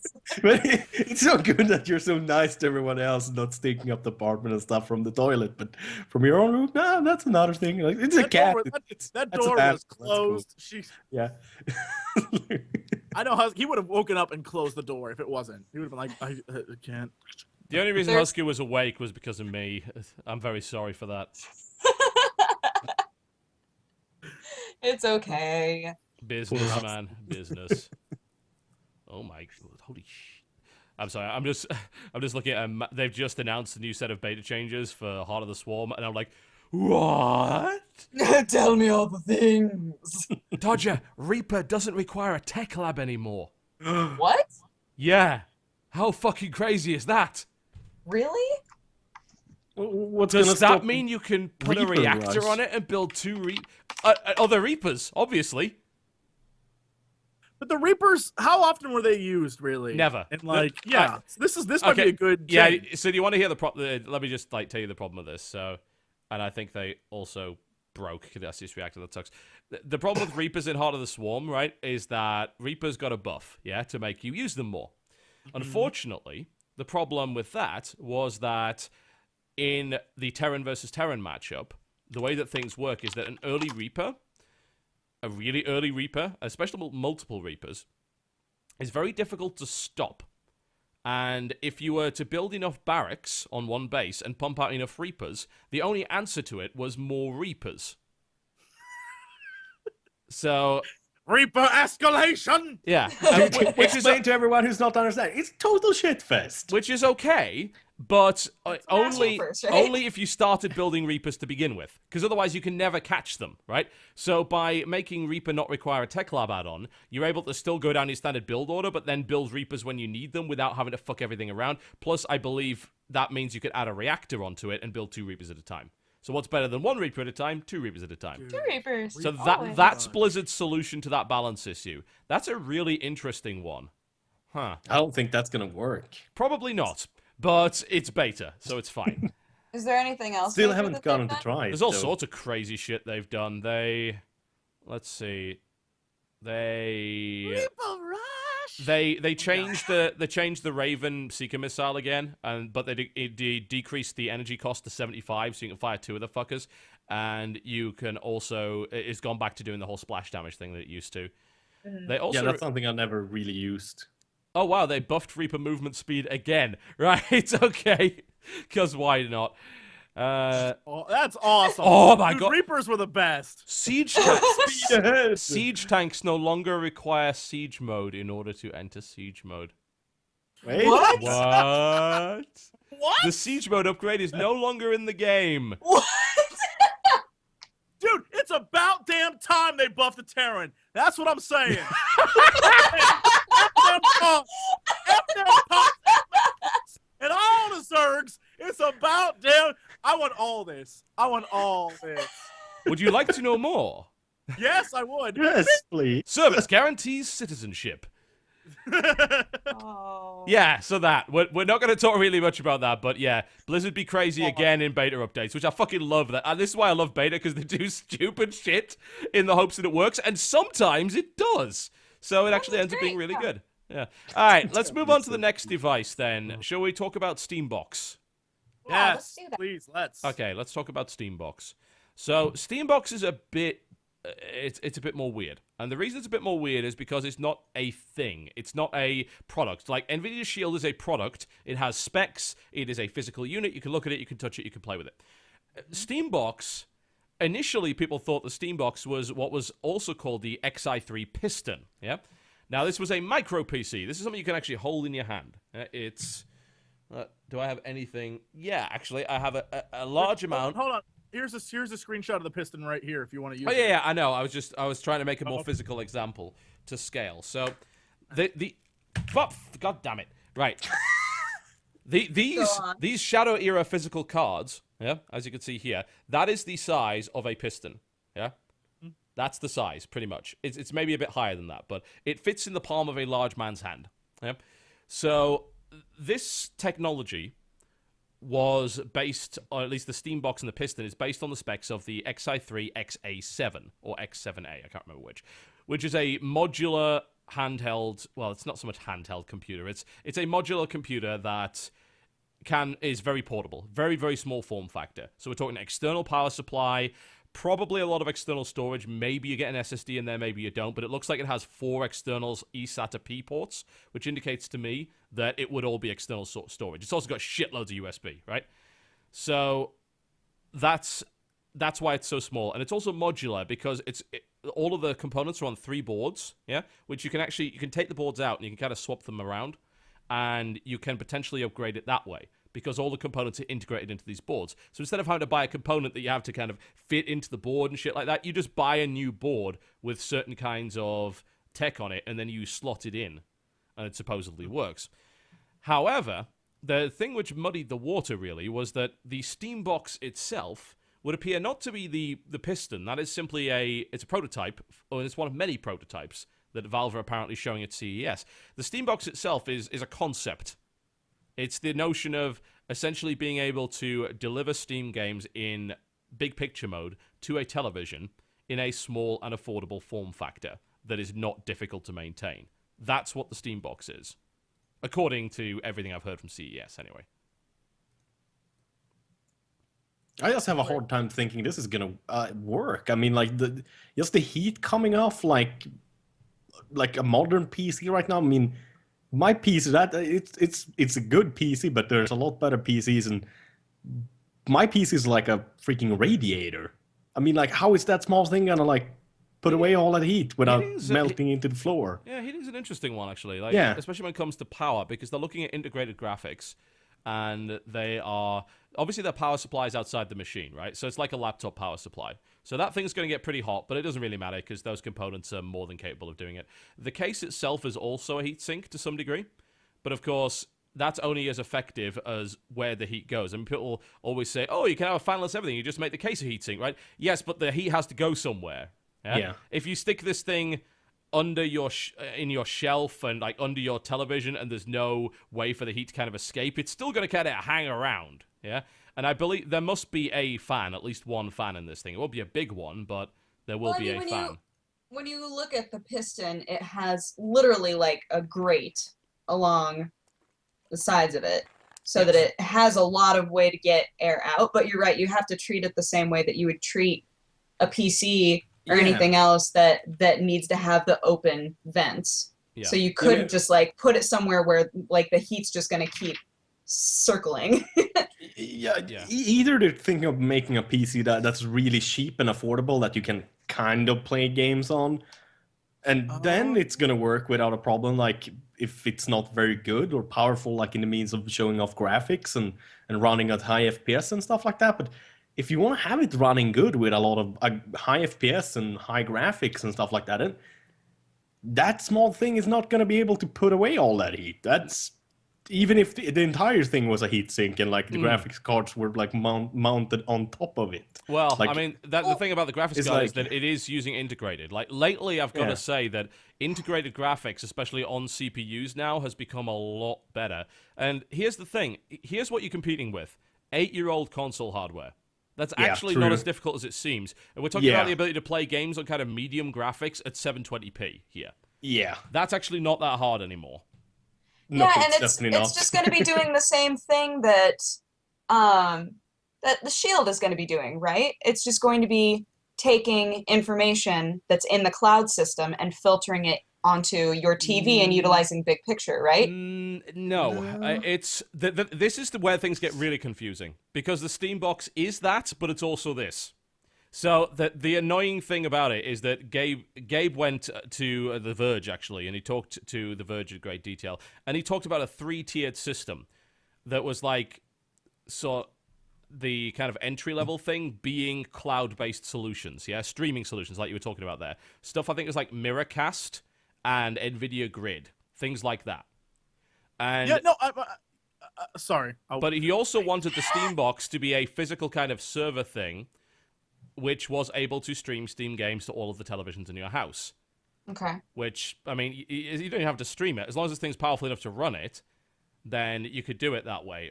This is why the whole thing is confusing, because we don't still know the full story behind what Steambox is. It seems like Steambox is trying to be a lot of things, and that Steambox is almost a concept and a kind of a feature set that's being farmed out to various different hardware companies. Yes, that's. I just had Kiske link in chat. I guess this is at CES. This is photos of the many different Steam boxes that are out there. Yeah. Apparently, Steambox, according to this article, ranges from everything from in-house, like they made it in-house, to a guy made one using the Alienware's X51. There's a Digital Storm's Bolt. And then there's the Piston, of course, that we talked about earlier. And so there are all these different versions of what it's supposed to be. I don't know exactly what it's supposed to be. I guess Gabe Newell, what he said was he wants it to be quiet, to run silently, to run efficiently, and to run Steam games on Linux mostly. But he wants it to be cool as well. So he has all these things of what he wants it to be, but I don't know that we know what it is yet, though. Like, it's a lot of pie in the sky. I don't know. It's weird. Yeah, it's it's kind of a high concept idea, really, and it seems like a set of standards and a feature set. And the end game, though, is to produce a bunch of devices that can essentially play Steam games affordably. And the whole end game for Valve is we want more people using Steam, and that's everything they ever do. Is that like all the criticism of Windows 8, all of the stuff about supporting Linux, everything like that? It is all aimed towards the notion of we want more people using Steam.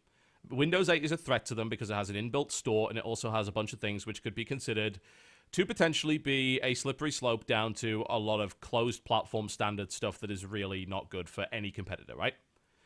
So they want to get away from that, and that's why Gabe Newell criticized Windows 8, and that's why Gabe Newell is investing in Linux, and that's why Gabe Newell is doing all this other stuff, because they want more people using Steam. And they want to give people different ways of doing it, and they want it to be available to a bigger audience, because using a console is very, very easy. Getting a PC that is powerful enough and affordable enough to run stuff on Steam, not so much. And even if you do, it's still fiddlier. Yeah, let's be honest. Using a PC is fiddlier than a console. I want to get a game. If I want to get a game on PlayStation 3, I hit PlayStation Store and I buy it. Done. That's easy. Whereas on a PC, I've got to know what Steam is to start with, not to mention everything else. So I've got to think about all sorts of different things. I've got to install the game. It might not work. I might have to change things around a little bit. I might have to reconfigure stuff. I'm trying to get away from all of that. I think the Steam box is kind of like different things. I think it's kind of hard to explain. It's a bad standard English. set. Yeah, It's a set of exactly. principles. Yeah, it's like principles, and like basically what they're saying is like you can buy this one. It's really cheap, and then you can stream it from your PC to this little box you got hooked up to your computer, to your TV, for example, and do it like that. And then you have this medium price one that you can hook up directly to your TV with nothing, no computer, nothing, and play games at a decent standard. And then you might have the high-end one that performs just as a high-end PC. It's just a little bit smaller and more compact and a bit more possibly quiet, also one powerful enough to use stuff like NVIDIA Grid to actually stream to other devices in the house. Yeah, So, exactly. the I'm best one guessing being kind of a server, really. Yeah. I don't really know. I mean, this is just fucking speculations, but that's kind of how it sounds like to me, at least. Now, I like the idea, but I don't really understand it that good yet. I need to elaborate. I think you're right. It's very simple and it's easy to understand, especially for people who are used to going to, say, like a store and being offered choices of iPhones. And it's like, you have your 16, 32, or 64 gig, like that kind of stuff. Exactly. People like iPhone's a really bad example because there's like no choice at all. What about Android phones? You know, there you go. That's an example. It's like Android is an operating system that is used by a lot of different companies, and they make the devices based around that, and they build the features that they think is required. And it seems in this case that Valve wants a certain set of features, and then they're saying, make us something that does this. And it's interesting that we should mention this because both the Shield and the other thing we're going to talk about was the Razer Edge, which, wow, this is taking up the entirety of the show, which is great. This is wonderful, by the way. But those were also both labeled as potential Steam boxes by the people that were presenting them. Like the Razer Edge could directly be a Steam box because it is a medium power Windows-based tablet PC that also has HDMI if you have the appropriate dock. Yeah, so that could be a Steam box. The Shield can be a Steam box in the sense that you can stream your games to it via an NVIDIA-powered PC. Trying to look up Razer Edge here. I've never heard of that. I'm so distracted because Mike started shoutcasting again, and I could hear him through my earbuds. And I was like, do I take the time to grab that like full headset? And then like our fire alarm started going off again. It's fine. I'll He's having a catch really up bad on the day. Conversation. Oh, yeah. We're still talking about Steambox, right? Yeah. We're still there. Pretty much, yeah. Okay, good. I haven't missed a whole lot. Yeah. And I can't find a link to it. Never mind. Let me put it this way. I can't see any scenario where the notion of pushing Steambox is a bad idea.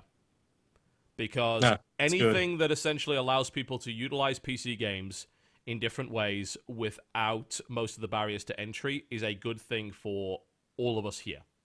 And I have reservations about the dominance of Steam, and I always have, because anything that becomes a virtual monopoly probably isn't going to cater all that well to everybody, especially when they already own all your games. You can say, well, you can just go with a different provider. But it's like, no, all my games are stuck on Steam. I can't get rid of them. I can't take them away. But one also has to consider the fact that competition goes beyond that. It goes to the point where you're also competing with consoles. And I don't want console dominance either.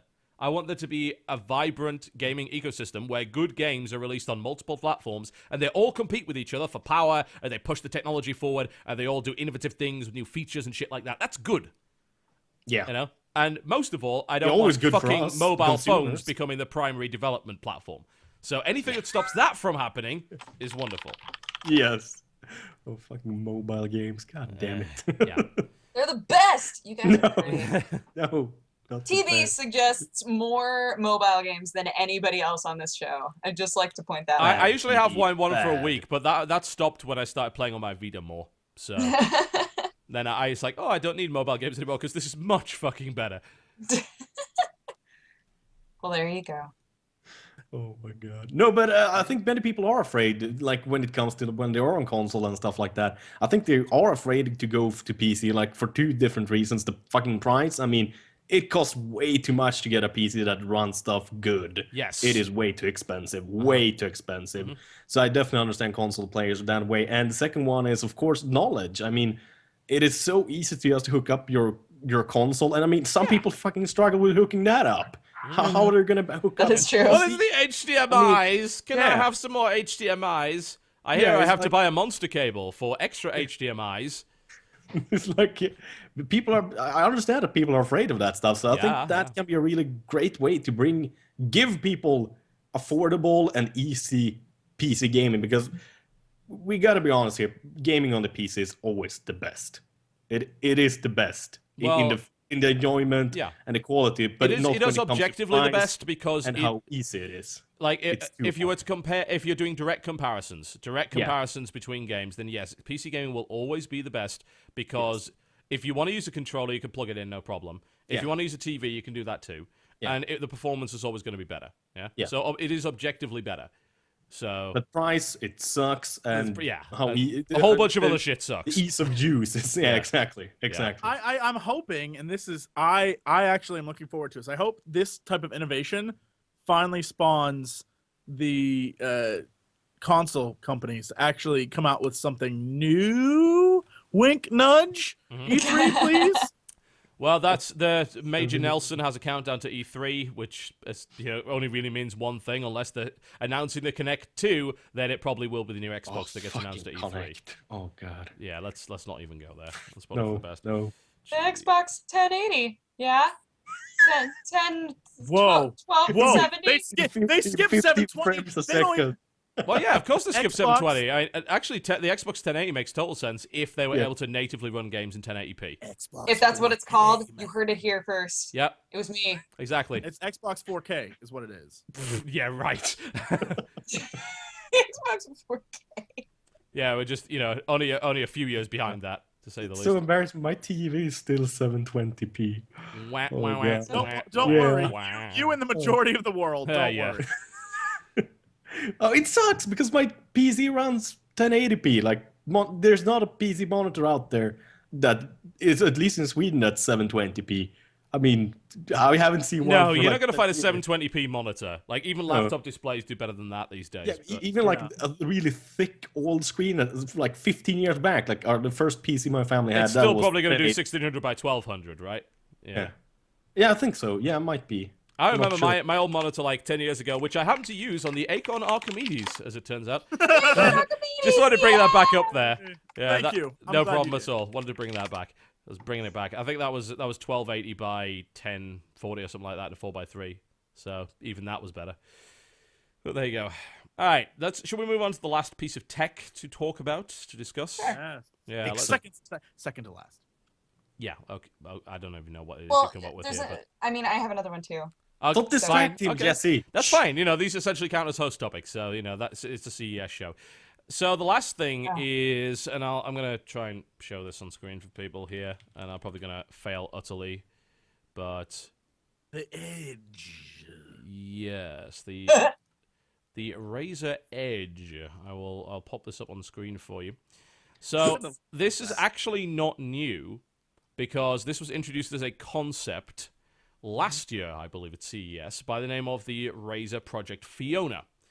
And the concept of it was quite simply this. It is a gaming tablet that runs PC games natively and has a controller built into it. In the case of the controller itself, it is 2 sticks on either side with thumbsticks. It is essentially a split controller with the screen in the middle. So It's a tablet with Wiimotes attached to the sides. yes, that is exactly That's what it is. Yeah, that's exactly what it is. It strikes me straight away like uncomfortable. Like, I'm not gonna want to lie in my sofa or my bed like with my hands spread that far apart. It's much more like I have a hard time seeing you resting it good on your stomach. Well, unless if you have a really big stomach like myself. Yeah, exactly. It's designed for fat gamers, so it's no Yeah, big deal. exactly. Can I ask a question though? If you remember last time we talked about this. It was the screen in the middle. Although this screenshot, it looks like that it might be different, but it was not removable. You could not take that out. Okay. It was a solid Yeah, thing. it was solid. Now it's not. So what has essentially happened with it now is that you can do this. Just pop this up on screen. I'm having fun with pictures today. It's great. So the thing itself is a tablet. The actual controller is a case that attaches to the tablet. Apparently, it's also quite expensive as well, which the case itself is going to cost quite a bit of money, which kind of sucks, so hopefully they'll bring that down. But, so, it is essentially removable. So, you can use it as a tablet like that. You could plug a controller into it, like an Xbox 360 pad. You can plug a keyboard and mouse into it, of course, because it has USB ports, so you can do that too. And it is a fully functional Windows 8 PC. It's not mobile anything. It is fully functional Windows 8. So it is a PC. It is a tablet PC. But the aim is to allow you to play top fidelity PC games. In fact, their stated aim was, gamers said, we want a tablet PC that lets you play Battlefield 3. If it can do that, then it's gonna sell good if the price isn't too bad, because it has that's good shit. It has a GT640. It has an NVIDIA GT640M LE in it. Is that enough to play Battlefield 3? Yes. The top model has an i7 in it, but I believe it is a lower power dual core i7 as opposed to anything else. The basic model has an i5. Is that enough to play Battlefield? It is, actually. I mean, obviously you're going to be playing it probably at 720p and things like that, but it is enough to play most PC games, and that comes back to the point we were saying earlier, is it's not that hard to play games of the same quality as a console anymore, because that tech's 8 years old. The thing for God's sake, you have like the PlayStation 3 in like your hand now with the Vita or what the hell it's called, don't you? It's like virtually the same. It's not as powerful as the PS3. It's more powerful than the PS2. I'll tell you that for a fact. But it's not they have to make some sacrifices. Like you play Mortal Kombat in this thing. Yes, it runs at 60 FPS, but the texture quality is garbage, and they've had to take away detail from the background, things like that. And Dodger obviously has something to say. I don't. When you said PS2, it reminded me that the PS2s have been officially discontinued and they're not making them anymore. Yeah. As of a couple of weeks ago, they finally stopped making them. It's kind of sad. Really. First now? Yeah, they were still selling them in Japan. They've been like making brand new ones until now. Yeah. Japan and some other markets, actually third world markets and things like that, they actually started releasing them there. So. Oh man, I'm wondering why can't I buy a new Nintendo 64? I would much rather buy that. That's awesome. That's so hard to find nowadays. Can you not? You can't buy a new N64. You can buy an old one, but it's like maybe 10 years ago they stopped making those. At least maybe absolutely. 15. They stopped making. Didn't they say that they're going to stop making new Wii, just straight Wiis?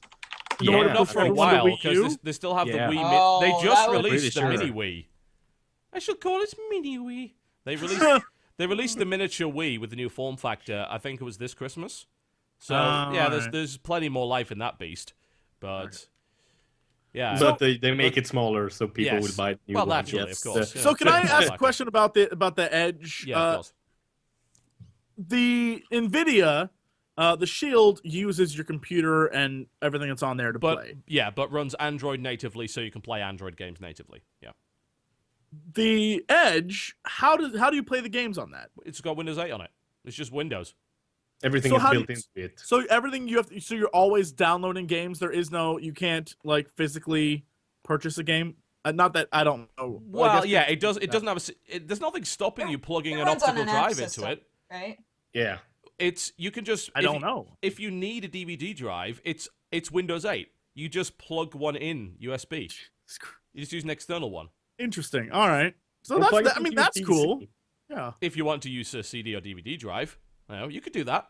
This is the thing about the Edge is that it's only unlike the NVIDIA thing, because like a Steam box isn't restricted that way either, but it is just a Windows machine. It is your computer. Obviously, it's less powerful, but it is your computer running Windows 8 in a tablet. That's what it is.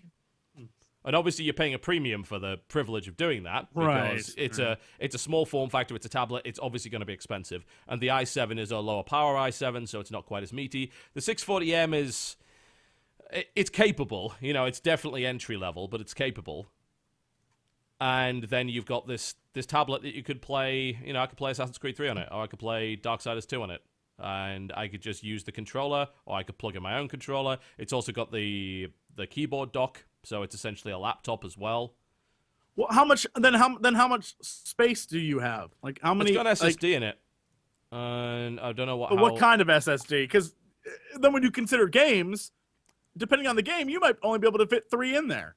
64 gig solid state drive on the default, up to 256 gig solid state drive on the bigger one. Yeah, that's a 64. That's just a couple of games. If you Depends buy, what like, you're playing big-ass on it. Games. You're playing like Super Crate Box on it, I think you're fine. Yeah. But if A you're few downloading million games the size of Assassin's Creed and Sleeping Dogs all the time, you might run into a few problems. But yeah, you can get up to a 256 gig solid state drive onto it. In theory, you could also plug an external into it, but that would be a bit weird dangling off the side. Although, they also introduced at CES the 1 terabyte, in fact, memory stick. Yes. So you can use that. 1 terabyte memory stick. What was $17,500 for that baby? I wouldn't necessarily recommend it. Yeah. The funniest part was the initial report, because the guy from, I think it was the AP, whoever did the first report on it, he added an extra 0, so it was $175,000. People were like, who would pay for this? It was, the internet was freaking out, and the guy's like, oh, I'm sorry, it's only 70,000. And the internet was like, oh, well, that's okay then. That's fine. That's totally reasonable. No, that's not okay. Still not okay. Seriously, if you would price it at $17 million, you bet your ass that someone would buy it. Well, of course, for the that becomes a prestige item, right? It's like, I have money, I can spend it. Fuck you guys, you're poor. That's it's USB 3.0. I know that the read was 250. I don't remember what the write was. I read that earlier. Chat's asking, but I was like, that's not bad for what it does, but it's too much money. Like, when do I need a 1 terabyte memory stick? In what situation would that be better than just having a portable hard drive that's 1 terabyte, which cost me $100? Like the 30th World of Warcraft expansion, if you want to just put it all in one. That'll be about a terabyte. So, thoughts on the Edge then? I know that, ImAnderZEL, you brought up the concern of comfort, which, according to Ars Technica, had a hands-on with this thing, and they said that with the controllers, it weighs a little bit too much to be comfortable to use for extended periods of time while holding it up like this. Yeah, I can imagine the other thing, the NVIDIA thing. That I can imagine, like, just lying for hours in my bed or that seems in my fine. sofa, perfectly fine. Like, it's resting it on my balls. It's like, that's cool, but the other thing, it's just gonna rest the NVIDIA Shield on my balls, man. Exactly. That's how we're gonna do things. things. I plan on doing. To be fair, they are huge. They are like pillows, huge. Massive pillows. Remember, I'm Swedish. I'm not your run-of-a-mill American or British guy. That's why they don't go outside, because they shrivel up every time. Yes, and it takes weeks for them to become regrow. Yes. But with that said, I agree with one thing that the comfort level, even holding it up, okay, sure, but even if you're holding it down and you're just resting it, the fact that, unlike with the Shield, how it's that controller shape that is, it sort of fits in your lap nicely. This is a square, and so even if you can't just relax and do this. You're always like this no matter what, and that seems like a pain in the ass. It's like I don't that. even like the notion of kind of holding my iPad on my lap or whatever. And this thing obviously is bigger. Weight-wise, they were saying it weighs 25% more than the iPad, which is actually kind of impressive considering the power in it. But that doesn't count the controllers. When you put the case with the controllers on, that adds a significant amount of weight to it. At which point it's like, this is not so comfortable anymore. Is this worth essentially, it? bro, you have to lift in order to use this thing, which limits the demographic a little. But just saying. I like the notion of having that much power in a tablet for stuff like travel. Yeah, I love the idea of being able to sit on a plane and play like Dishonored. That's a good. Polygons has Dishonored running on this thing, and it would run. And you could, I'm playing Dishonored on a plane. Yeah, it's worthless and to it's have not a around laptop. home. It's nothing good to have it around home, but on a plane or like in the car maybe, or on the train, that might be worth okay, having. I don't know about that, because here's the thing. My argument is this. Because this thing is semi-modular in the way that it's controlled, it's a tablet, but then it's got the case with the controller on, but then it's got the case which has the keyboard and the stand. So this is essentially a laptop that breaks down into a tablet, but that is also a gaming machine, right? So, I would think that you could have this thing, and this could be your PC. It's got HDMI. Oh, you yeah, can plug it into oh a yeah, monitor, I'm thinking like or I'm you can thinking use like it as an it's- ultrabook, or you can use it as a tablet.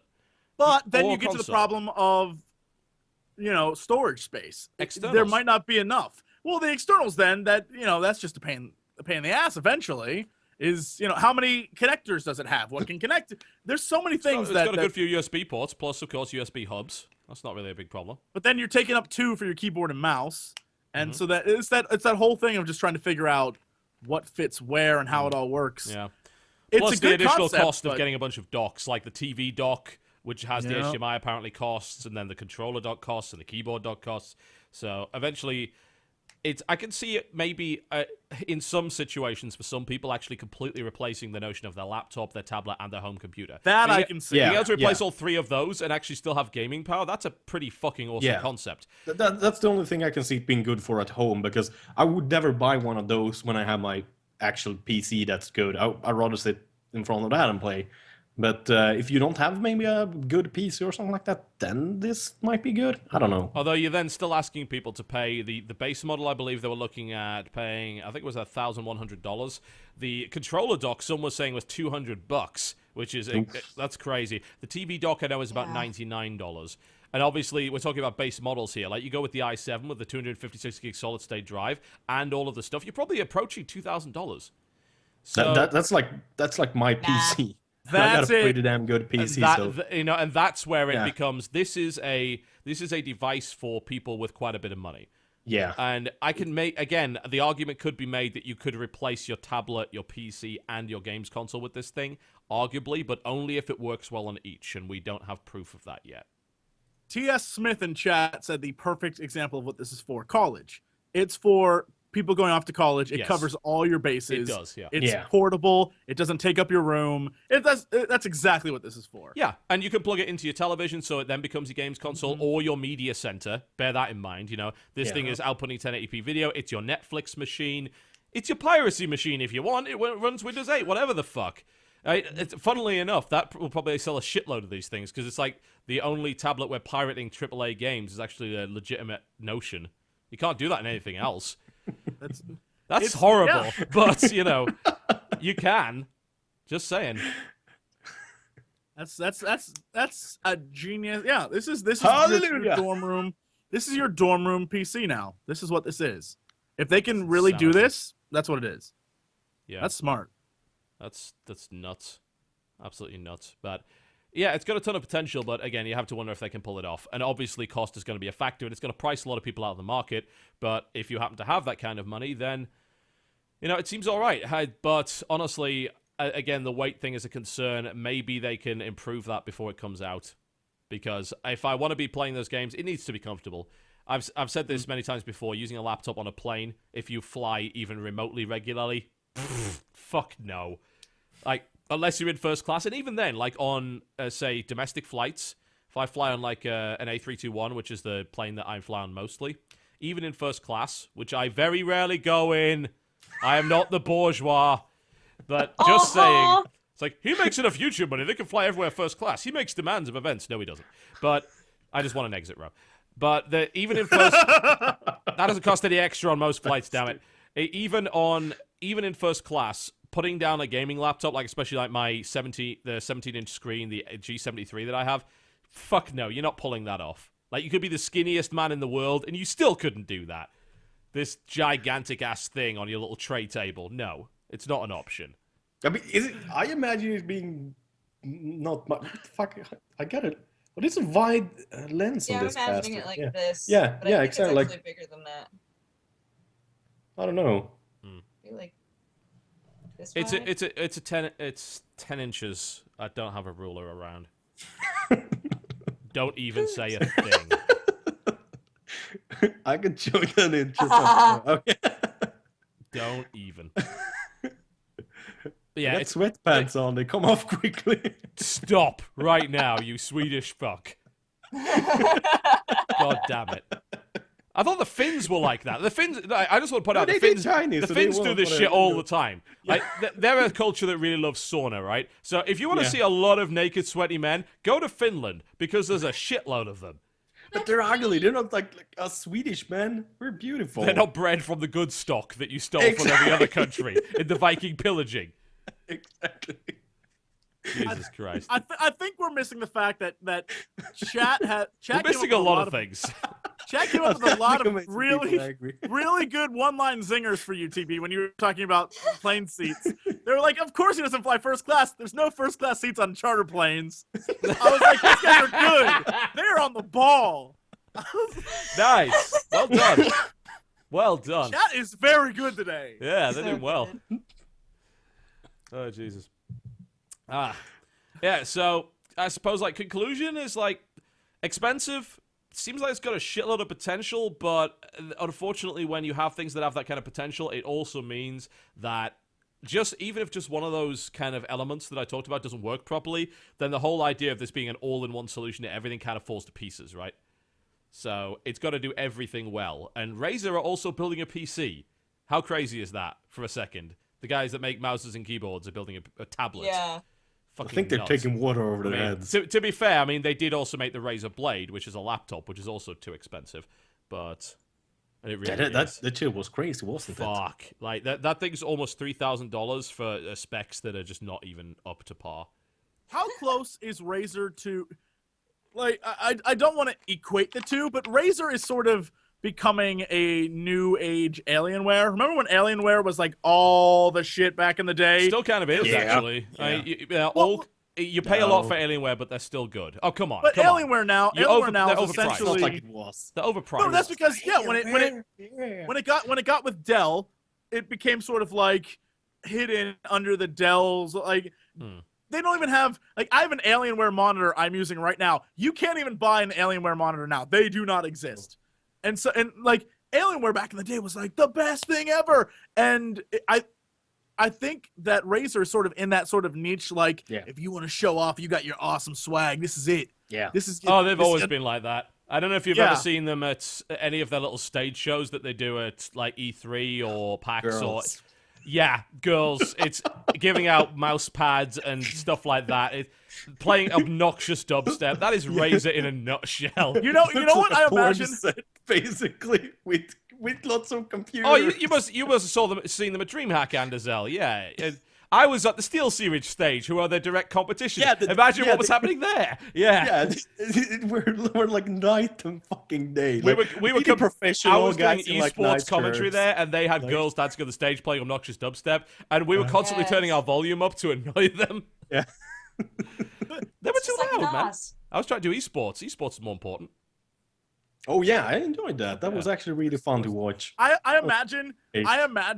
that in the world of like the Razer guy who's like, I'm totally cool. He lives the life of that Dota video. Remember that music video? It's something Dota, and it's dudes playing Dota, and chicks are just sitting there watching them play Dota, laying on the ground. I imagine that's the Razer like lifestyle. Yes. Like a dude's just playing with this Razer everything, and they're just women laying everywhere. It's like, what is happening here? I always kind of like Razer because they're the mad scientists with far too much money. It's like, we're going to make this crazy shit. You remember the Switchblade that they showed last year? That concept for the micro PC with the keyboard that changed? That's actually in the Razer Blade, I think. So that is actually a thing. They have so much money, they make all sorts of weird-ass concept shit. Like, they're also making that controller for Mech Warrior, I think the Artemis. All sorts of nutty stuff. That's fun. I like that. That's their labs. The labs are dudes in trench coats, guys in black trench coats, black sunglasses, playing on computers with just half-naked women laying on the ground as just thumping beats. This is the thumping beat symbol, and they're just like, we've designed a thing that flips 8 different directions, and the girls are like, that is good.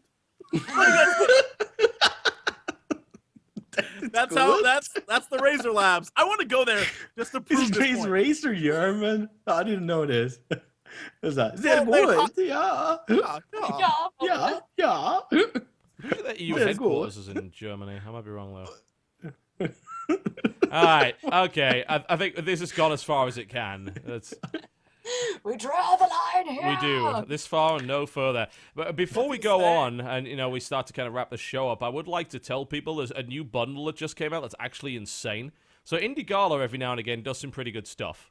Yeah? And this time they have the Indie Gala Magica bundle. Now, this has, with it, Magica and a bunch of DLC and stuff like that. Like, Magica Vietnam's just been unlocked for it. But it also comes with Cities in Motion, Trine, Painkiller Black Edition, Deponia, and You Are Empty. That's a really fun... It was fun. That's a really good bundle.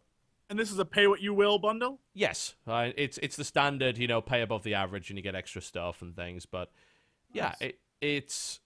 That's actually a really awesome bundle. That's a genuinely good bundle. And you can check it out at indiegala.com. That is Indiegala, spelled Gala.com.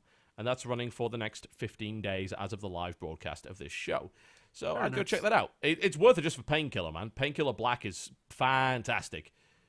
Well worth it. What's that for kind of game? I've never heard of it, actually. I'm not big in indie games. First-person shooter. It was like 5 years... So like 6 years ago that game was made, I think.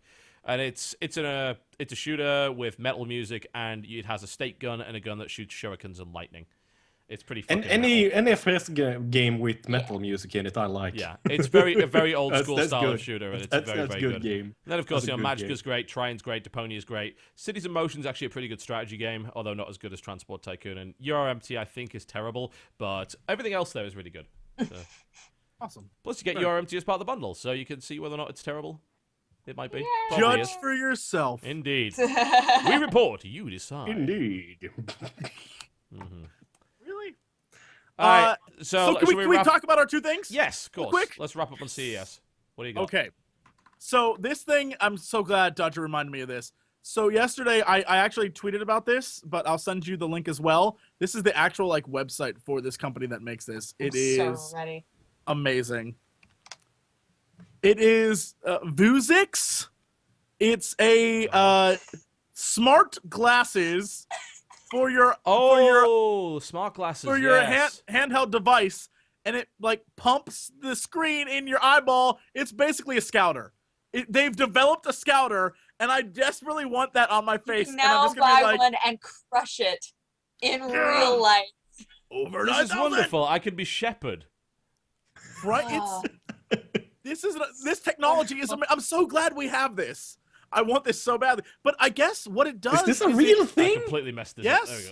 up. There we go. What? It won the Best of Innovations 2013 award at E3, or not E3, but CES. I was gonna say it's also from the E3. future. It is from the future. It's that good. You know, It's the a chick in this hand-free- picture looks a little bit pompous to be having this. You reckon? She's like, Yeah. Look at Yeah, I'm gonna this. guess this shit cost a bunch. I'm gonna guess so this much shit left breaks kid very to easily. get Probably. this bastard. This could It actually says be runs- more obnoxious than the Bluetooth headset. That's pretty difficult. Oh yes, So it's hands-free smartphone display for your eyeball, and it runs Android operating system. It's a crazy thing. This is what I live for. I want this so badly. Oh, I can't ever use it because I have glasses. Damn it!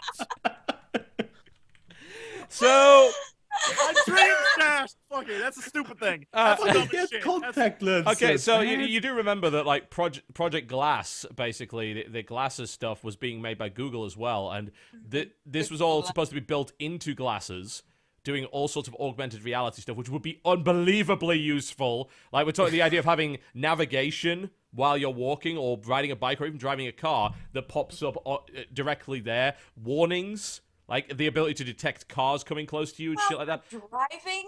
That's how accidents happen. Oh, it's fine. No, seriously. People use I know you Facebook don't- when they're driving. How's I this a know problem? you don't have glasses, but anyone who does will tell you that really you're only looking through this little bit of your glasses. Everything else is just there in case your eyes are going crazy, but you're really only looking through here. So if stuff in your peripheral was there, you'd see it, but it wouldn't be in your way. That'd be perfect. I know you oh, I wore 3D glasses once. No, when I. Okay. You know what? Wow, you've got I a won't say persecution this. complex. It's I like won't wearing say glasses this is not that because unusual, Jesse. Jesse's just gonna get upset with me, but I will say that I get very distracted when my glasses block this part of my vision. That's all I'll say. what the hell do you look at things? Like, I always look this way.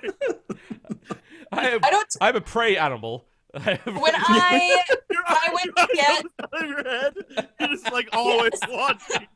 Yeah, like a fucking goat with the eyes on the sides. Dodger, when you are a I fucking goat. was So says 17 ImAnderZEL. and I went to get my driver's license. I got marked down a ton because there were so many times that the lady thought that I just didn't look at anything because I literally just looked at everything with my peripherals instead of actually turning my head. So she was like, you stopped at that stop sign, but you didn't know whether or not there were people on either side of you. And I was like, no, I did. I looked. And she was like, I didn't see you turn your head at all.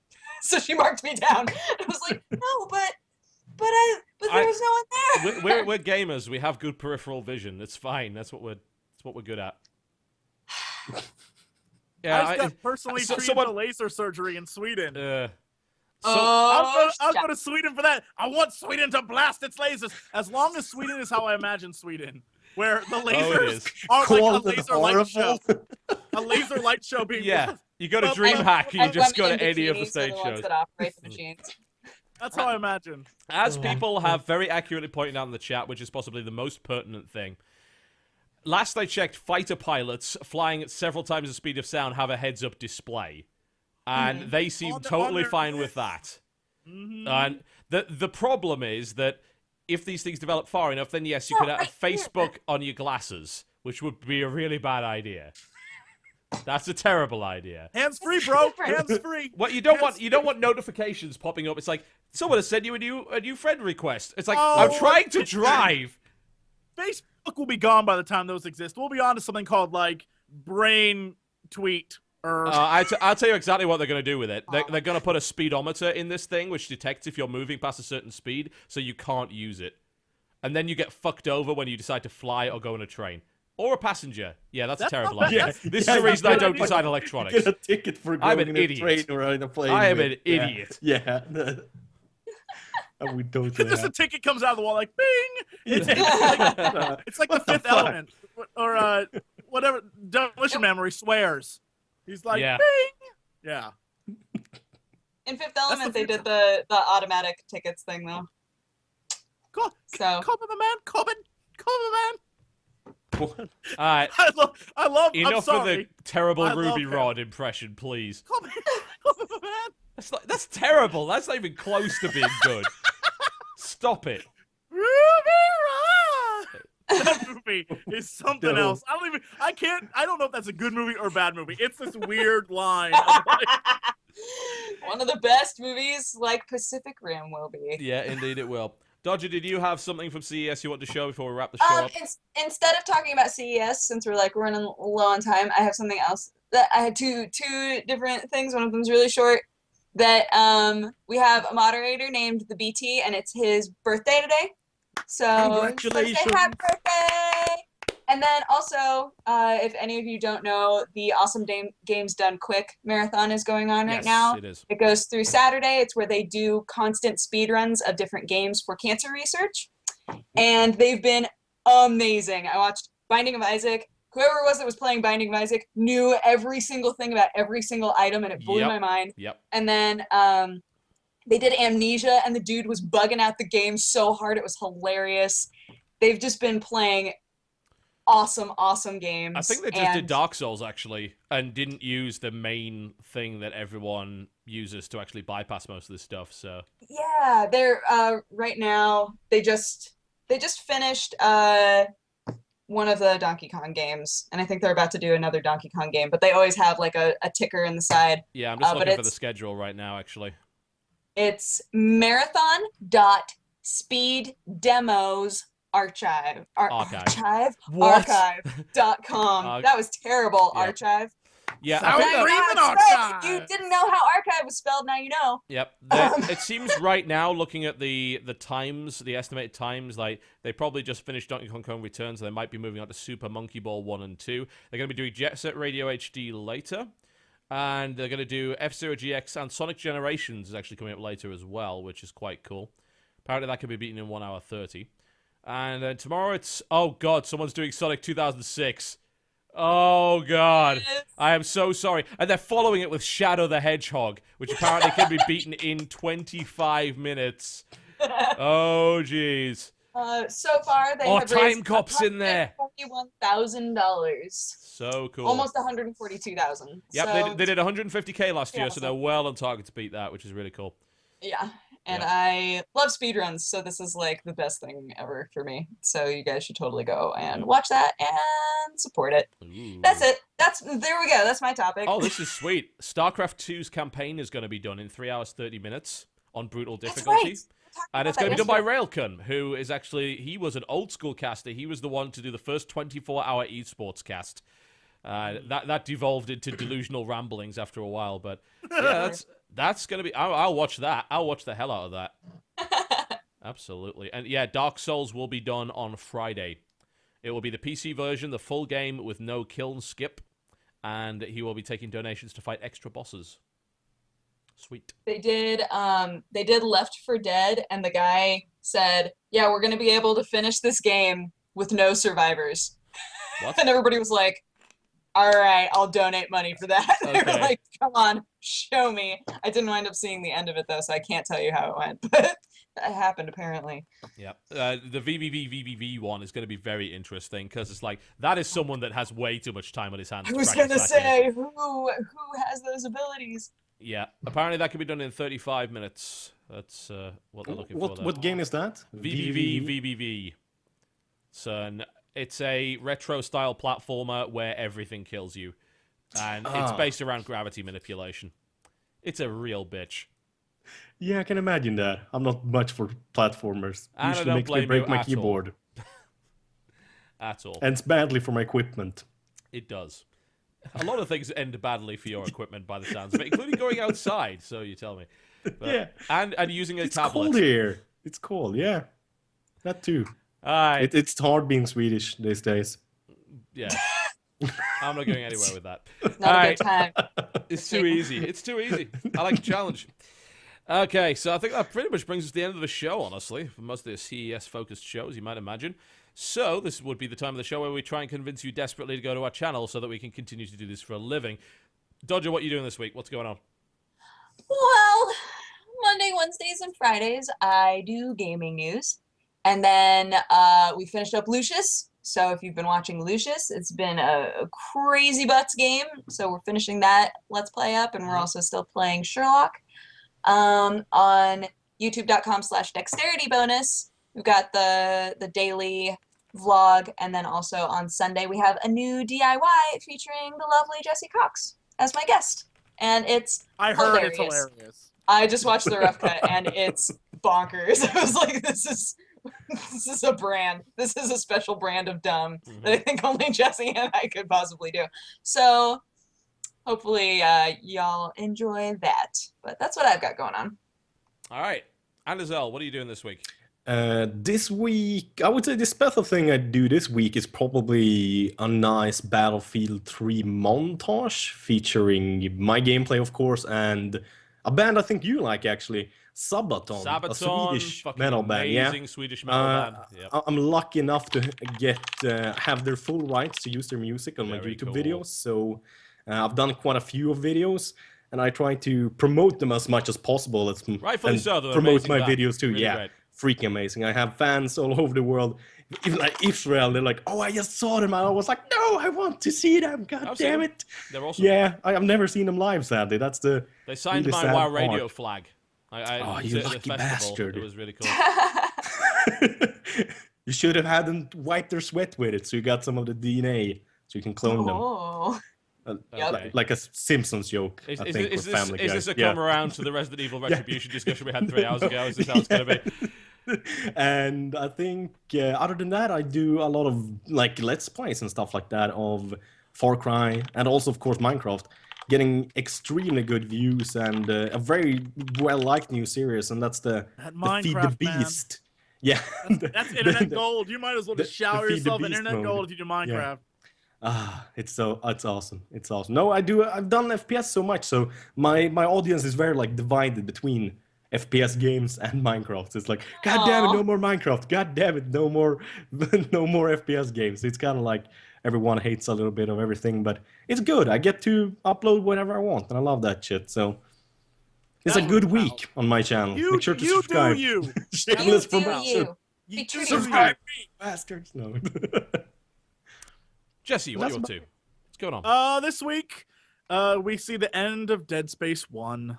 We're almost done with it, and it's a stellar game. I'm glad I got a chance to play it. I would never have played it if the fans didn't force me to do it.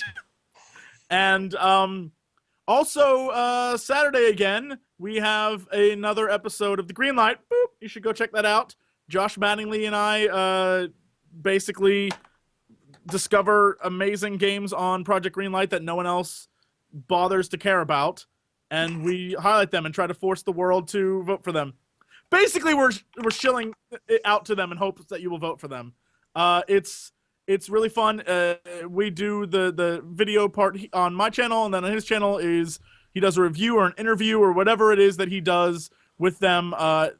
We've recorded a few in advance, so he spans the gambit. But the first one was on Bleed, and that was really fun. We just like randomly discovered that game, and the next one is a game we randomly discovered that.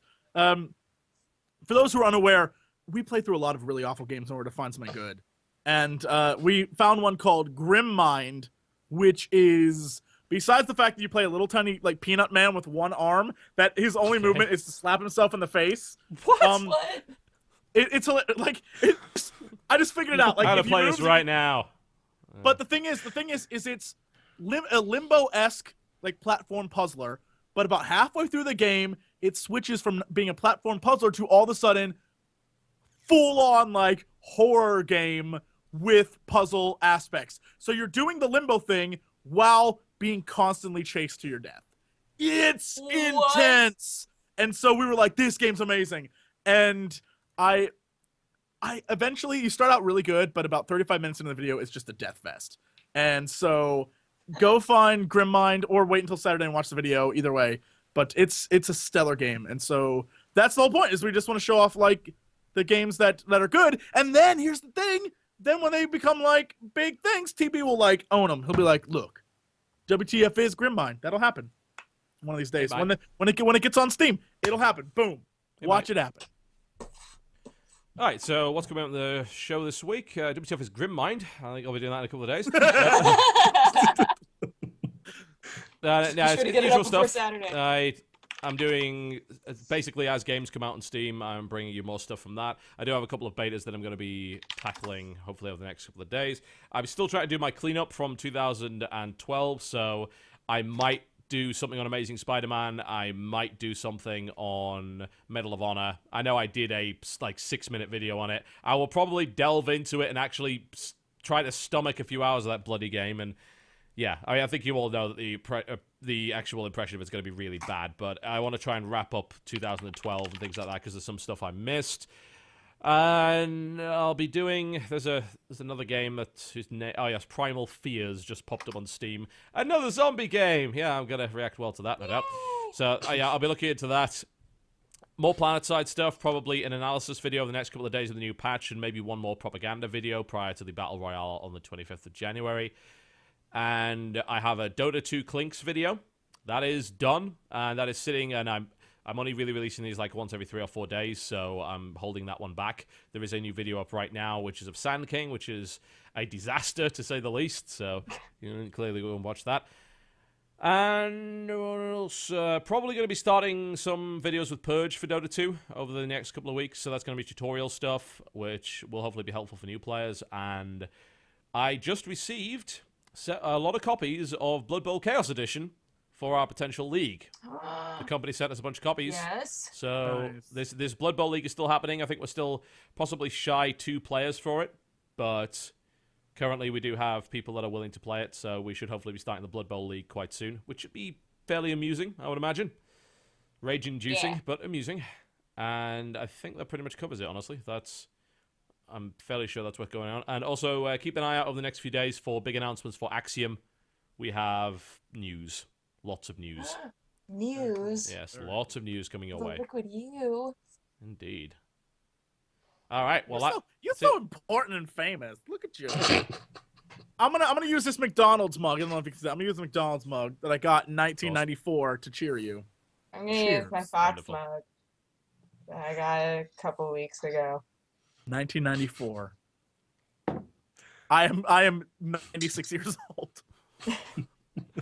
All right, folks, I think that pretty much wraps us up. If you want to check out our channels, then right below. That's where you need to go, youtube.com/whatever the hell is below us. Also, check out Twitter, twitter.com/TotalBiscuit, or if you just want the video announcements rather than anything else, it's /CynicalBrit. It is /DexBonus for Dodger. It is /Desi Cox. Wow. Desi Wow. Cox. Wow. All right. Yeah, Jesse Cox and OMFG Kata. That's for you. And ImAnderZEL, your Twitter is? Oh God, like I think it's like ImAnderZEL or something like that. I never Wow, use it. I just got it linked All to right, you don't use YouTube. Twitter. Okay, so screw Yeah, I that guy. use Facebook. Yeah, don't follow him. I'm What's your so Facebook? sorry. What's your I'm Facebook sorry. page? ImAnderZEL. Yeah, so it's Yeah. all of these people with the unified branding. How cool is that? Yeah, All right, we are about exactly. done. Thank you very We're much for awesome. watching the Game Station podcast. Please do Thank remember you. to go and check out the Game Station channel. Jesse is trying to intercept, so what's going on? Yes? Nothing. He said. Anders said thank you, so I said no, Oh. thank you. I thought you said if you, so I thought it was like Oh, half a no. sentence. No, I Yep. said thank you. Yep. Check out Thanks. youtube.com/thegamestation if you wish more content. I believe there's a new quiz up there right now if you want to go and see what's going on with that. A new episode of Remag just came out. If you're watching this on the channel, then that Remag episode is 2 days old. But it also talks about Steambox and Project Shield, so if you want an alternative perspective, as well as Shackdown, which looks awful. The Portal Trivia Show is currently on the channel. Last week's show was eldergeek.com. That is all available. So do go and You just watch want that. people to see me lose my mind. That's what you Yeah, want. it was That's pretty all funny. that is. It was pretty fucking funny. So yeah, definitely go and watch that. Also, there's a new lore up over on youtube.com/lore. That is Portal Lore in a Minute Redux. That's also available. You can go check that one out. Snaps. Yep. More Portal, because everyone loves the more Portal. Oh, Mickey. I'm watching myself fail trying to like find where the text is. You're so bad at this. Yeah. You're so bad at this. We're well I'm seeing the practiced. stream Yeah? like We are like well behind. practiced. Yeah. Yeah. I thought it stopped here. That what I see in Skype, but it obviously did it. It was way higher up. Yeah. I must look like I'm fucking retarded, but that's okay. I'm kind of fucking retarded. That was my aim, and I've succeeded in that regard. Yeah. So, without further ado, we are leaving. Thank you very much for watching, folks. Thank you very much for supporting the channel and watching the Game Station podcast. We will, I think, see you next week. Yep, same time, same place, same channel. So, thank you very much, and good night.